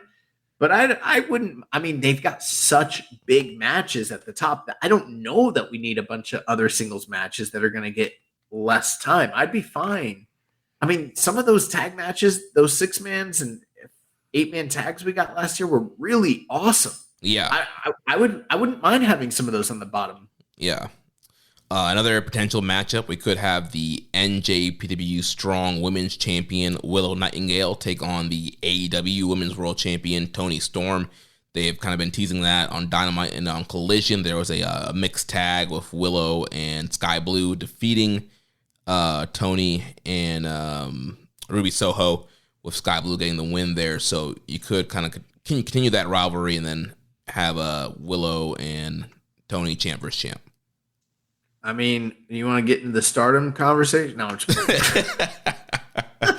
Oh, man. But, it's kind of funny because on paper, if you really think about it, this is technically just an all AEW match, Willow versus Toni Storm. They're both contracted there, but it's fine. I think it would be a great highlight for Willow because I liked her work from what I saw in the New Japan ring better than what I've seen so far in AEW. And I think Toni has kind of come more into her own as a heel recently than she did in her initial runs as a babyface in AEW. So I'm not opposed to that match at all. But obviously, Toni Storm's not losing to Willow Nightingale, so that part kind of sucks. Yeah.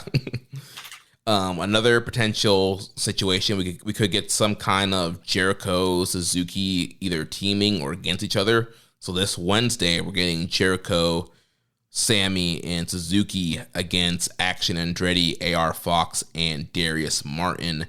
So we could get that trio teaming together again to face a trio at Forbidden Door, or there could be some kind of miscommunication between Jericho and Suzuki in that match that maybe that splits off into a Jericho Suzuki one-on-one. Maybe it'd be fine if we got Jericho and Suzuki one-on-one. I'm sure some people love that. I'd rather just see them tag together again, or even against, let's say they do have a falling out. You set up a Suzuki team versus a Jericho team. That sounds cool too. So yeah, strong style against Jericho, Sammy, and Hager. Maybe something like that, or who knows? This is where you can kind of get unique and creative and do some wacky stuff. I'd like to see some wackiness. Yeah. Some another potential. So Andrade, he defeated Buddy Matthews on Collision on Saturday. Post match, he got jumped by the House of Black. So you could do like Andrade and 2 members of LIJ challenging House of Black for the AEW Trios titles. And we did have 2 questions revolving LIJ from Rambo and Slam Pig. Do you think Naito will appear on this year's Forbidden Door show, or is he too tranquilo for that? He didn't appear last year, but this year there are several former CMLL stars like Andrade and Rush who is connected to and have recently severed ties with AAA. My understanding is that the whole AAA thing with Rush is still very much up in the air, and that like Rush is not going to be appearing on Forbidden Door. As far as like the Andrade connection, I don't know. I couldn't speak to that. But Naito is the one really big star that didn't show up last year and doesn't seem to be set to show up this year as far as we know currently. But I think they should set something up for him and the other guys in LIJ. They're such a popular unit in Japan. It would seem kind of ridiculous if they're not on the show. Yeah. His second question was, do you think Hiromu will get a defense of the junior heavyweight title at Forbidden Door. There won't be a lot of opportunities over the summer with the G1 going, so it would be good to get one in, but it's the lack of a weight class split in AEW an impediment to that? No, because they just have to adhere to the rules of New Japan's weight class, which is 220, essentially. And that's a situation where I think that they could get creative. I would be very open to, like, the same way they did a 4-way for the IWGP title last year. Let's do a 4-way for the title this year in New Japan. Why not? You know? Yeah. Dude, look, Hiromu against like Darby. It'll also be good to throw in there. I would say Phoenix, but I don't know if with him not being in CMLL if that would fly. That's probably not a realistic possibility, but I don't know. I'm kind of just looking at their roster of guys that they have. But yeah, maybe like Bandito. I don't know if he would be eligible. Well, he broke his wrist in the Takeshita match. Oh, gotcha. But Dante Martin, Darby Allin, those guys kind of fit that mold. Hook is another possibility. What are some guys that you're thinking? John Silver. Yeah, Silver's good. Pac, I don't know where he is with his recovery. I think Pac would be. Pac maybe. Commander. They've got a few different people out there. Yeah, I keep wanting to throw luchadors, but I just don't know how the whole CMLL relationship thing works with guys like Commander. Matt Sydal. Yeah, your trainer, yeah. You know, if you're looking for somebody to lay down, he's probably the guy. Action Andretti is a guy you can throw in there. You know, we don't know what the Young Bucks are doing for this show. Yeah, yeah, you could throw the Young Bucks in there. Let's see who else is on this roster. Sammy Guevara is another possibility. And there's some other smaller names as well. Stu Grayson, when I say smaller names, I don't mean Stu, I mean like people that we're not listing, like Serpentico and stuff like that. Yeah. But they've got options. Wheeler Yuta, he's another guy who's been invested in Super Junior. So what they could do if they wanted, they could do like a scramble style match and do like a 4 or a 6-way. I know we've been a little critical of those in the past, but AEW doesn't do a lot of those, and New Japan definitely doesn't do hardly any of those for their, IWGP Junior Heavyweight title. It might be a good idea, but I don't know if it's realistically going to happen. But if they're looking to continue that stretch for his, defense record, it might not be a bad idea to throw one of those on there. But yeah, the way things are going, they might even just do like a singles match. Yeah, Kyle O'Reilly, another name who's I know he's got return. He's supposed to be returning soon. So if he's ready to go from his injury in Canada, I mean that'd be huge. I think him and Pac are two guys that like they probably do fit the mold, but they probably don't want to be seen as juniors any longer. So they probably wouldn't do it. You know what I mean? Yeah. But I mean, who knows? Like him and Darby. Yeah, that we've been trying to book that match for forever now. I think him and like Dante Martin. Like if they were to do a match like that, you throw Dante Martin in there, you have him be the pin eater. Well, I think Dante's still out too with his the leg injury from gotcha. the ROH. My bad. Yeah, his brother. Well, throw his brother in there then. Yep. Darius. And the last thing, there's the Owen Hart Foundation tournament is supposed to be starting at this show as well. Ricky Starks and Will Hobbs, Powerhouse Hobbs, are the two names so far that have been announced for the tournament. That's another reason why I'm not sure that they're going to do a bunch of tag matches on the undercard at all, even though you feel like they should. Because, they got the Owen Hart tournament to begin, and they haven't announced anybody for it. And I'm feeling like maybe some of those better names from New Japan, because it felt like we were going to get New Japan involvement on some level. That's where maybe you start throwing in like an Ishii or Goto or something like that. Mm-hmm. Guys that can lose, that are very good, that, have some name value, that sort of thing. Yeah. And I feel like, Adam Cole, with him winning the Owen last year and they're kind of keeping him away from MJF after. He should be in it again. Yeah, I think he'll be, because he has a promo for Wednesday, and I'm sure MJF will be focused on Tanahashi. So you could have somebody come out from New Japan that Cole will face in the first round of the Owen. So that is Forbidden Door. Like I said, Dynamite this week, which will air live on NJPW World for Japanese subscribers. So really trying to get that build going for that show. So we got Shibata and Cassidy against Daniel Garcia and Zack Sabre Jr., Jericho, Suzuki, and Sammy against Action Andretti, AR Fox, and Darius Martin. And plus, I'm sure we'll see other face-to-faces and run-ins on Dynamite and on Collision. Yeah, for all you folk that were out there that were like, we need a better build, well, this is the week where some of those wishes might be answered, and we're going to find out a lot more about what this card is actually going to be on Wednesday, and who knows, maybe even Friday and Saturday, the way this company is. I don't know. Yeah. Let's shift now into New Japan Road to Strong. We had 2 Road to Strong shows this past weekend. First, unfortunate news, though, was our man Doki. He got a fever and was unable to compete on both of these road shows just due to precautions and his health. So hopefully Doki gets well soon, but he had to be removed from both of these cards. Yeah, we had night 6 of New Japan Road to New Japan Strong on June 17th from Hachiochi, Tokyo, Japan. We had a reported attendance of just over 1,500, which it didn't seem like that on tape, but apparently that's the case. Master Wato defeated Kosei Fujita, 5 minutes, 24 seconds. Oleg Bolton and Tomoaki Hanma defeated Ryosuke Taguchi and Yuto Nakashima, 8 minutes, 54 seconds.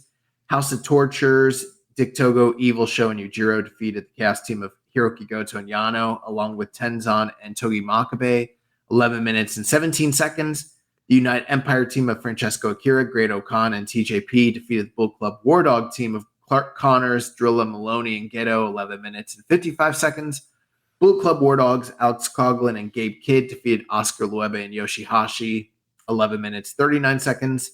The cast team of Okada, Ishii, and Yo, along with Tanahashi, defeated Strong Style, Desperado, and Ren Narita, along with Shota Umino and Tiger Mask, 11 minutes and 8 seconds. Semi-main event, Los Ingobernables de Japón, Shingo and Naito defeated Just Five Guys, Taichi, and Taka Michinoku, 14 minutes and 2 seconds. And then your main event, LIJ team of Hiromu and Yota Tsuji defeated the Just Five Guys team of Sonata and Kanemaru, 20 minutes and 23 seconds. Yeah, so a lot of interesting kind of stories happening here on this tour. So we have the whole kind of rise of the Bullet Club War Dogs, which seems to be the whole name of that whole side of the faction, because the ring announcers, even in the Maloney and Connors match, announced that whole unit as Bullet Club War Dogs. So it seems like Finley's unit, his whole club, is the Bullet Club War Dogs. So those guys, Clark Connors, Drilla Maloney, they're challenging for the junior tag team titles at the Independence Day show, challenging Akira and TJP. So they got some heat on those guys after the match, and they're really doing a great job of building that rivalry. And then also Gabe Kidd and Alex Coughlin, they're challenging for both titles, strong titles on the first night, IWGP on the second night. And so post-match, they laid out Yoshihashi, Goto tried to make a save. They laid Goto out also, and we're standing strong with the titles. Yeah. Well, no, not on the first night. On the first night, they tried to lay out the champions, and the champions got comeuppance and laid them out and kind of promo on them. Yeah, it's all with the titles. Yeah, I'm mixing nights up. Yeah, the second night is where they laid them out. Yeah. Yeah, so they were jumping Yoshihashi.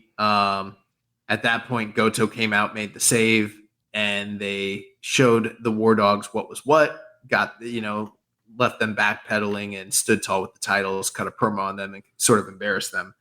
Other big news. So the 8-man tag team match featuring Okada and Tanahashi along with Ishii and Yo against Strong Style and Umino and Tiger Mask was very interesting because we got sort of a preview for the G1.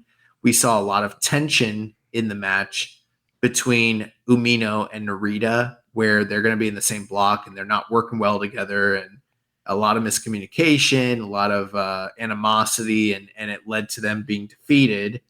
Aside from that, there was a lot of heat between Ishii and Desperado, and it sort of seems like we might be angling to a singles match between those guys in some form or fashion down the road. But at the end of this match, we got a promo where Jon Moxley basically announced that, yes, he's coming to Japan and he's bringing Homicide, and they're going to face off against Desperado and Jun Kasai, but he also challenged Desperado to a singles death match on the following evening, which Desperado cut a promo, accepted the challenge, and then he brought Jun Kasai out to the ring, which was a very bewildering sight to finally see Jun Kasai in a New Japan ring for the first time. Yeah, crowd kind of oohed and awed about that. Yeah, he came out, took his shirt off, revealed all his scars all over his body, and he accepted the match. But he told Despy, it has to be a stipulation that Jun Kasai would like. He's not just going to do like a regular tag match. So that is also now going to be a no DQ match. One last thing. At the end of the show, we got the main event with, Hiromu Yotsuji taking on champion Sonata and Kanemaru. And Jeremy, I think we do need to have some discussion about Sonata's reactions on both this night and the following evening, which were basically no reaction whatsoever. Mm-hmm. Now, granted, these are just Road 2 shows. These are smaller shows, but I've always felt like what's happening on these Road 2 shows are usually strong indicators of a greater overall vibe throughout Japan. Sonata's not getting reactions, bro. He's not even getting the kind of reactions he used to get when he was with LIJ, when he used to do his hot signature moves and he would point his finger to his ear and kind of get the obligatory pops. They're not even responding to that stuff.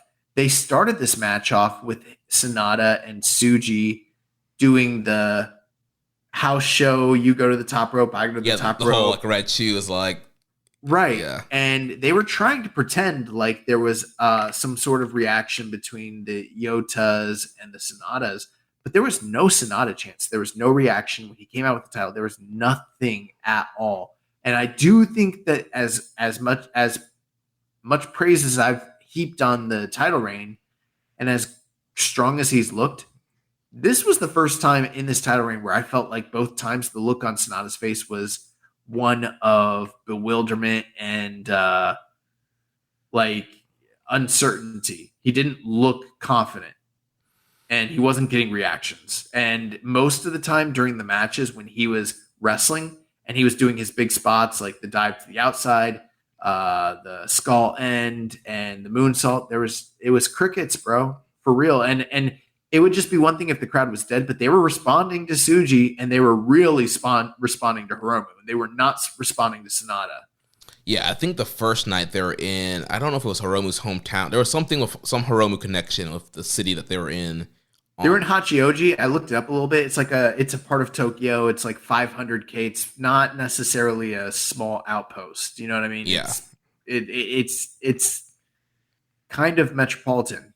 Yeah, Hiromu has some kind of connection there because there was like a special ring announcement for him, and there was some kind of connection there. So I understand why the crowd would have been probably more into LIJ, but yeah, like you mentioned, there was not really any chance for Sonata and just five guys here. So again, I don't know if it's kind of it was like LIJ territory thing, or it's just like, yeah, Sonata is just not hitting at a high level. The next night, when he teamed in an 8-man tag, they had him enter with Taichi,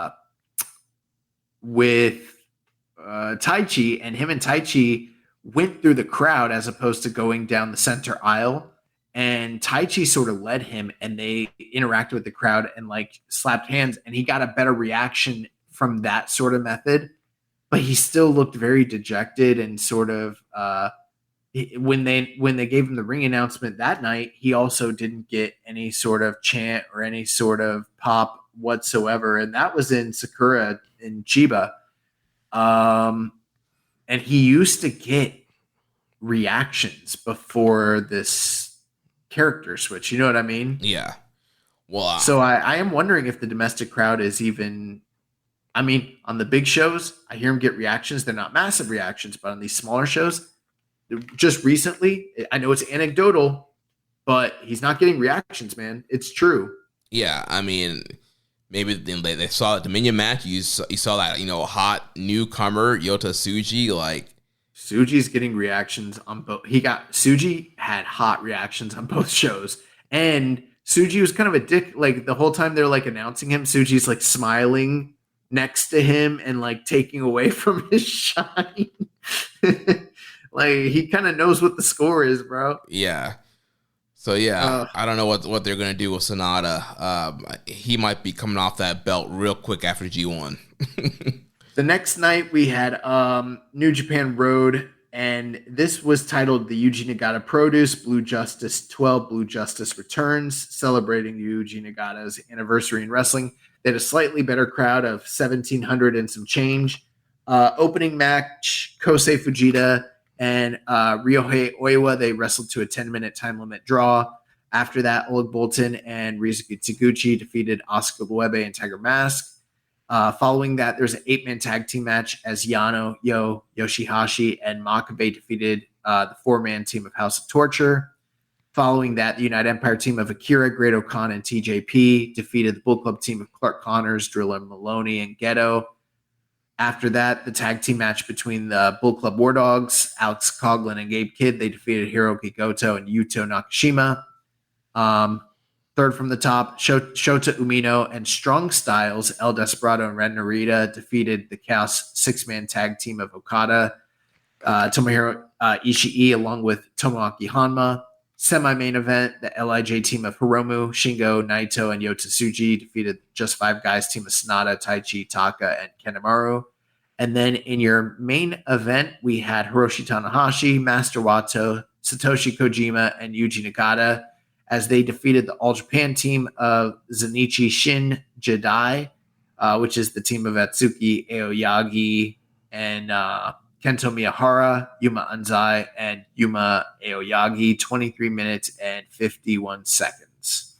Yeah, so again, like we mentioned on the first night, we're continuing the storyline with the Bullet Club War Dogs and their quest for a championship goal in the 6-man with United Empire. This time, the Bullet Club War Dogs tried to lay out the champs, but the champs got the better of them this time and kind of had Maloney and Clark, fending off and scurrying up to the ramp way to the back. And so they were standing strong against the challengers. And then in the heavyweight Bullet Club War Dogs, Gabe and Coughlin, they got revenge from the previous night. And they were laid out. Yoshihashi and Goto cut a promo post-match. And those guys are looking really good. We had a continuation of Umino and Narita not getting along in the tag match. They're getting really heated, and so I'm really looking forward for that match in G1. But they did get the win here this time. Yeah, but in this match, what was interesting is like it got so heated that Umino literally attacked Narita to get him out of the way so he could secure the win for their team, which is kind of unique. I haven't seen that too much, and then they went like, nose to nose and were really heated at the post match. Yeah, it was interesting. Beginning of the match, they were arguing who's going first, but Okada picked Narita over Umino. Mind games, and Okada's still just kind of, facilitating the big bad sort of role in this situation. One thing I want to point about the War Dogs that they did a little different on this night, Alex Coughlin came down the center stage, but Gabe Kidd entered into the ring like he was Stan Hansen or Terry Funk and went straight through the crowd with a steel chair, started tossing steel chairs like he was Terry Funk. and it was very effective, very believable. And I kind of enjoy that sort of, Monster Gaijin throwback sort of energy, which is something severely lacking in New Japan in years. Like, last guy that kind of brought that was like Jericho. Yeah. So that was cool. Another note with Vegeta and Oiwa, so that 10-minute time limit draw, Oiwa had Vegeta in the Boston Crab, looking about for a time limit draw. But, it seems like Vegeta being a part of TMDK, like, he's been winning more, and if he is in a losing position, it ends up being a draw. So very interesting here. They didn't beat him. They had the time limit draw here. The story of this show, though, the big match, the main event, was obviously Yuji Nagata. He's the current reigning All Japan Triple Crown champion. And then you had this collective group from All Japan. Kento Miyahara has been the longtime reigning ace of the company. And then Yuma Unzai is sort of the superstar, super rookie that was recently just defeated by Yuji Nagata for a title challenge. And then, Atsuki Aoyagi and Yuma Aoyagi were there. There's a lot of people with a lot of different title belts. I wasn't sure who was champions of what on this team, but it was definitely great to kind of get a little bit of exposure for these guys, kind of freshen things up. And Kento Miyahara, clearly, again, the biggest star on that group. Yeah, he got a really great reaction. Yeah, and that's another thing. That's what I'm talking about. Like, when we talk about, like, one thing I thought about was like the whole thing with Sonata is like, okay, he's not getting great reactions, but maybe these are dead shows. But then Kento Miyahara from All Japan walks out and he's got the whole crowd lively chanting for him. And I'm like, it's a Sonata issue. It's not a crowd issue, Yeah.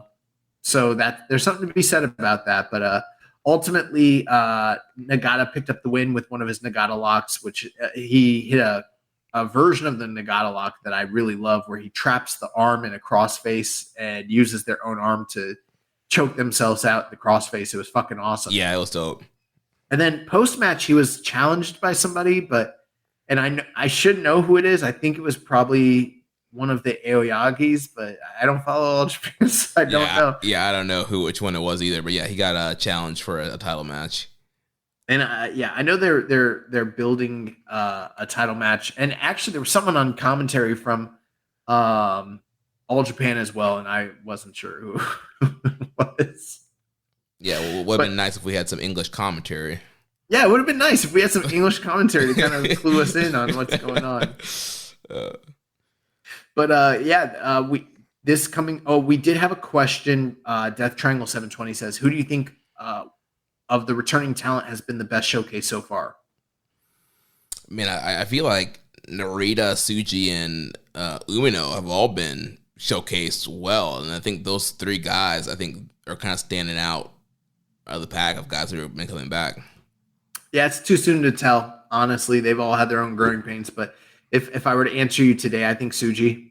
Yeah, but it's been such a short-term thing. It's hard to say what that's going to look like long-term. We did get the full cards announced for New Japan Strong Independence Day 1 and Day 2. Yep. So on night 1, July 4th, both of these are in Cork and Hull on pay-per-view on NJPW World. The kickoff match will be Dragon Libre, Kingo, and Takahiro Katori versus Oscar Lube, Ryusuke Taguchi, and Yo. And then the main card will open up with Bad Dude Tito from TMDK taking on the DKC.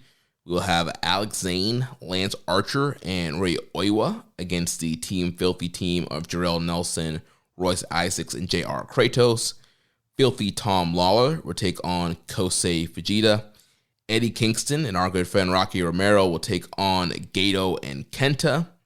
Then we will have the NJPW Strong Openweight Tag Team title match as Bishamon, Hiroki Goto, and Yoshihashi will defend against the Bullet Club War Dogs of Alex Coughlin and Gabe Kidd. Then in the semi-main event, there will be a Doomsday no disqualification tag team match as Homicide and John Moxley will take on El Desperado and Jun Kasai. And then the main event will be for the IWGP Junior Heavyweight Tag Team titles as Catch 2-2, Francisco Akira, and TJP will defend against the Bullet Club War Dog team of Clark Connors and Drilla Maloney. Yeah, interesting cards. There were a few names you listed there at the beginning. I have no clue who they are. Neither do I. I think, it's part of that kickoff match thing. And so then for night 2, we'll have Master Wato, Oleg Bolton, and Ryusuke Taguchi taking on Dragon Libre, Rekka, and Takahiro Katori. Then we'll have JR Kratos taking on Oscar Lube, Rocky Romero and Yo taking on Clark Connors and Drilla Maloney, Tanahashi, DKC, and Ishii taking on Team Filthy's Jarrell Nelson, Royce Isaacs, and Tom Lawler, Alex Zane and Lance Archer versus Bad Dude Tito and Kosei Fujita of TMDK. Homicide will team up with Roy Oiwa to take on Catch 2-2. Then we'll have the IWGP Tag Team titles on the line, Bishamon defending against Coughlin and Gabe Kidd. Semi-main event will be Final Death between John Moxley and El Desperado. And then the main event will be for the NJPW Strong Openweight title as Kenta will defend against Eddie Kingston. Yeah, strong cards, some interesting choices. I'm sure as we get closer to that event, we'll do a full prediction and preview. But some big names, some big matches, and I'm looking forward to it. Yeah, interesting. No Fred Rosser. I thought he was supposed to be on it. Yeah, he was advertised for these shows, but I don't know what's going on. I wonder if something happened. Yeah. Well, anyways, let's jump into the news here. So this past week, Tony Khan was on Post Wrestling. During the interview, he specifically used the word excursion to describe opportunities that young AEW wrestlers might have in the near future with partner companies like New Japan. So something we kind of discussed, it might be a situation where they send young talent over to Japan, to New Japan and various other companies to have learning excursions, which is probably severely needed at this point, honestly. Yeah. Kevin Kelly was announced this past week as part of the commentary team for AEW's Collision. And our understanding is he's going to have basically a dual deal for the time being with both companies. He is going to continue to do the G1 in English for New Japan and sort of step away from his role doing Collision and have people step in the meantime. But my understanding from what we've heard is he will be working for both companies. They have a working relationship. And the only time he's going to be stepping away from Collision duties is when there's like very big New Japan shows that he needs to be a part of. They'll have coverage. But other than that, he's going to be every Saturday night doing Collision. Yeah, and shout out to friend of the show, Chris Samsa, who's also going to be providing stats to Kevin similarly to what he does for New Japan as well. So that's pretty cool. Yeah, and congratulations to Kevin. I don't know long-term what this means, if it's, something that could eventually lead to him leaving New Japan, which is definitely a possibility. Mm-hmm. I hope it's not the case, but you just never know. But yeah. Daniel Garcia defeated the DKC on ROH this past week, and he is still pursuing that pure title that is held by Katsuri Shibata. Ospreay, Cobb, and Fletcher defeated Chaos Trio on Rampage this past week. And last bit of news, tickets are now on sale for the Multiverse United 2 show, and Tanahashi has been announced for that show. Yep. So go into questions here. Les Commission 7252 says, what is one junior y'all would love to see return for either a short previous time? I don't know what that means. Me either. I don't know what he said there, but yeah. Tournament or a special tag match. I watched a clip from the final night of Best Super Juniors from 2018, and one of the moments in the show was ACH dancing to Naito's theme. I had to remember how good ACH was in NJPW and the nice treatment he was given while there. I like ACH a lot. I'd like to see him come back. I mean, if I could just choose one junior that I'd like to have back in New Japan, it's going to be Dragon Lee, probably. Yeah, I mean, Dragon Lee is a great option. I would probably say Ricochet. Oh, that's a great choice. But yeah, ACH too. I mean, yeah, ACH was dope. Yeah, I've seen people, recently, I don't know why it kind of popped up, but people have been sharing, the ACH dancing to Naito's music. Marty's girl? Maybe we'll pass on that one. Yeah. Even though New Japan probably would try that. Oh, man. Moving on to Dark Soldier, it says Hiromu's reign has been refreshing. Could New Japan take the belt off of him before he accomplishes what he sets out to do? It's just NJPW has done this before, where a wrestler makes a promise to be a fighting champion, like Taichi, wanting to defend the Never Belt against Juniors, or Juice, aiming to avenge his G1 losses, then immediately takes the belt off of them. I'm just worried for Hiromu. Well, there's the difference there. You're comparing Hiromu Takahashi, one of the biggest stars in the company and in the country, to Juice Robinson and Taichi. And they're not the same caliber of star that he is, regardless of how individual fans feel about those talents. It's just not the same situation. Yeah. Could they do a situation where he doesn't reach his goal? Sure. But I think it's now or never. Either you do it now, or if you tell a story where he doesn't reach his goal, it's very likely he never will, because it's such a lengthy and lofty endeavor. Yeah. I mean, I hope they do it. I think it would be cool to kind of get Hiromu up in that kind of, echelon with those top juniors. But again, we've talked about, Gato booking Heartbreak. So there is a potential that, he could get close and not happen, but I think they're going to go with it.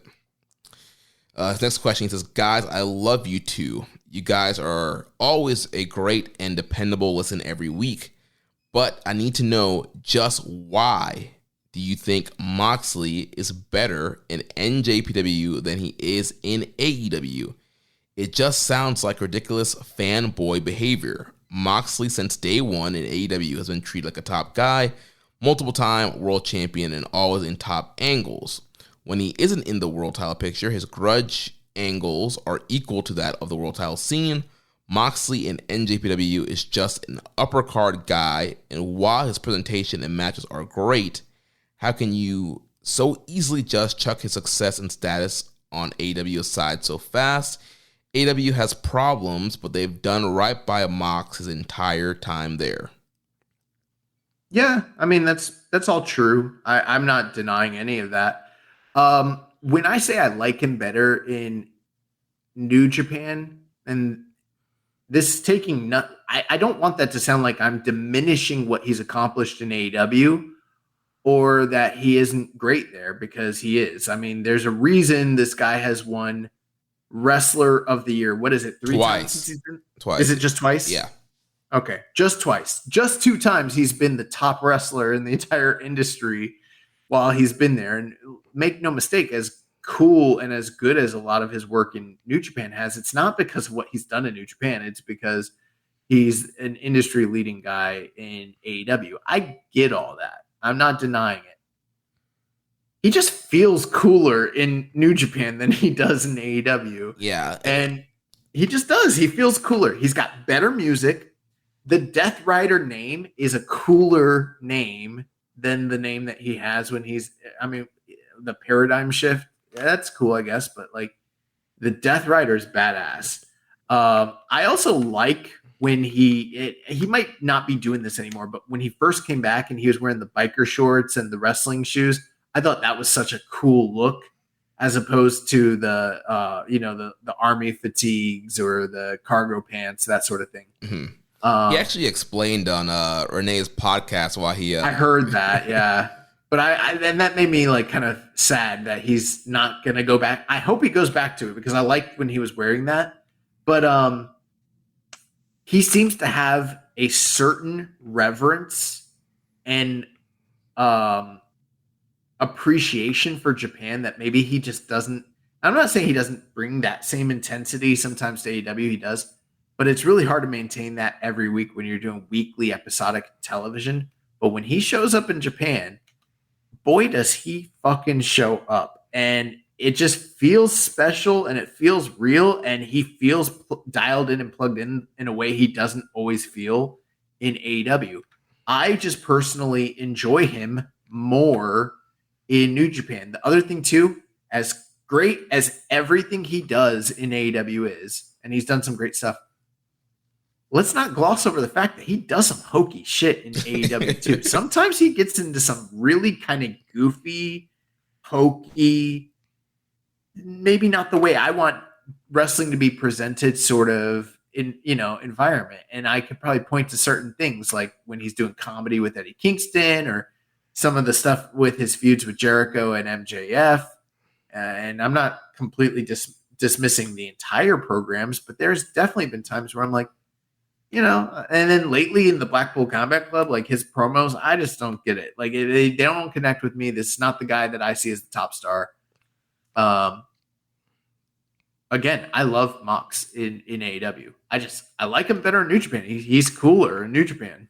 Yeah, there's just something about like his presentation and his aura in New Japan. Like it feels special every time he's there. And again, maybe that's because he's not there weekly, right? But even like pre-pandemic, when he was doing more New Japan tours, like it just felt like there's just something different about how he was being presented there, and there's just I don't know how to explain it. There's like a special like kind of aura around him in New Japan that's just not quite there in AEW. Let me and this is off subject, but let me just put it to you this way: Cody feels more special in WWE than he did in AEW. Yeah, definitely. I like him better in WWE than I did when he was in AEW, and it's kind of similar. He feels special. Mox, even though he's the quote unquote top guy in AEW and he's booked like it, he feels more special in New Japan to me. Yeah, same here. His last question says, this isn't a New Japan question, but it's still of value. It says, young boy, Steve Maclin lost the Impact World title to former time splitter Alex Shelley. We know you and many forgot Maclin, but how do you feel about the not forgotten Alex Shelley winning the Impact title? Long overdue and pretty cool, right? I was complaining about Steve Maclin winning the title, but from all reports, maybe they should have just kept the title on him. People were saying he's having like really incredible matches. I don't watch Impact, so far be it from me to be the person. I just think the name Steve Maclin sounds like Burt Macklin from Parks and Rec and is a terrible wrestling name. Yeah. But yeah, they put the title on Shelley. I don't know if that's the right thing, the right move one way or the other, but it is cool. Alex Shelley's, long overdue for a world title reign, but I don't know if that was the right move or not. Yeah, I was kind of surprised to hear that Shelley won because it seemed like they were really kind of going all in on Maclin and trying to create a new star, and it sounded like his title run was, pretty good. But I mean, Alex Shelley, longtime veteran of Impact / TNA. So it is kind of a cool kind of story for him to win the world title and having Sabin win the X Division title on the same night. You can potentially have Sabin, do option C and cash in to face Shelley. That would be pretty cool. Sabin versus Shelley main event for the world title. But yeah, big shout out to Alex Shelley. He's great, and it's cool that he's getting a world title run. MJSPR says, in celebration of Father's Day, the Discord daddy wants to know which New Japan dad is your personal fave and which dad has raised the most successful kids. I don't know how many kids any of these gentlemen have, and I don't know how many dojo sons they've raised either. But I'm a Nagata guy, so I think we all know I'm a Kojima guy. Yeah, Kojima came out with the new gear today. Man's yesterday, getting ready for another title run. Heard Noah needs some help. Heard All Japan needs some help. Ethan in Discord says, if you were a young lion, where would you like to go for excursion? 1980s Jim Crockett.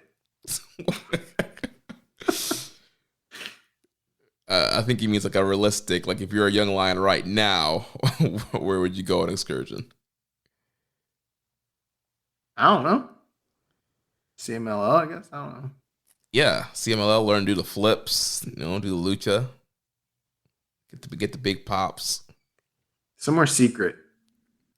Maybe White Wolf Wrestling in Spain. Learn to wrestle like the A Kid. Whatever happened to that guy? His next question: with United Empire signing Callum Newman to be their young boy and likely pin eater, where do you see Gideon Gray's position within the Empire?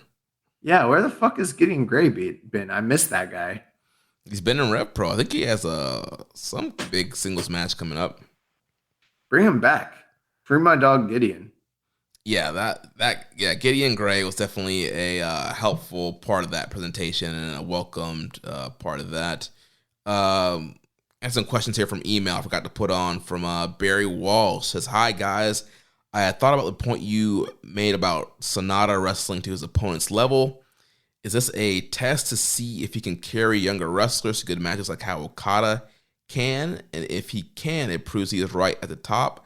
But if the matches are a bit so-so, it might show he can't carry younger or up-and-coming talent or can't dictate matches.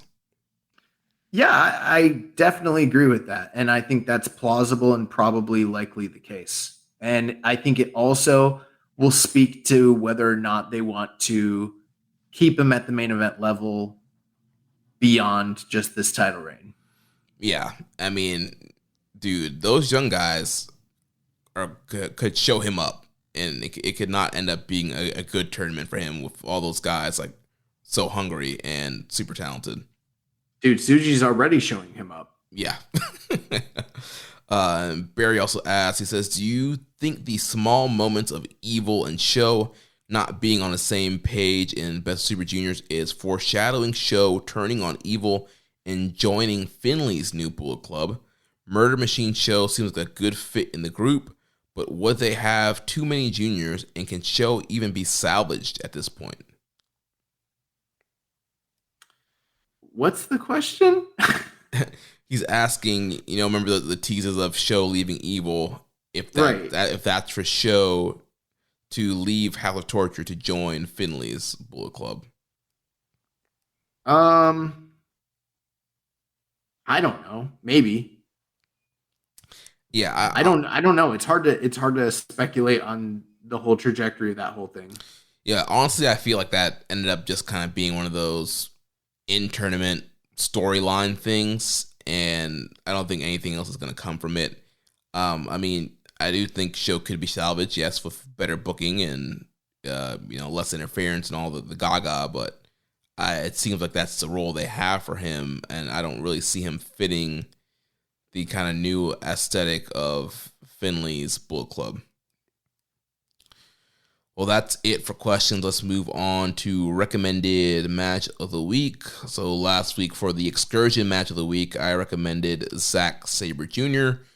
against our good friend Rocky Romero from the June 1st episode of ROH TV.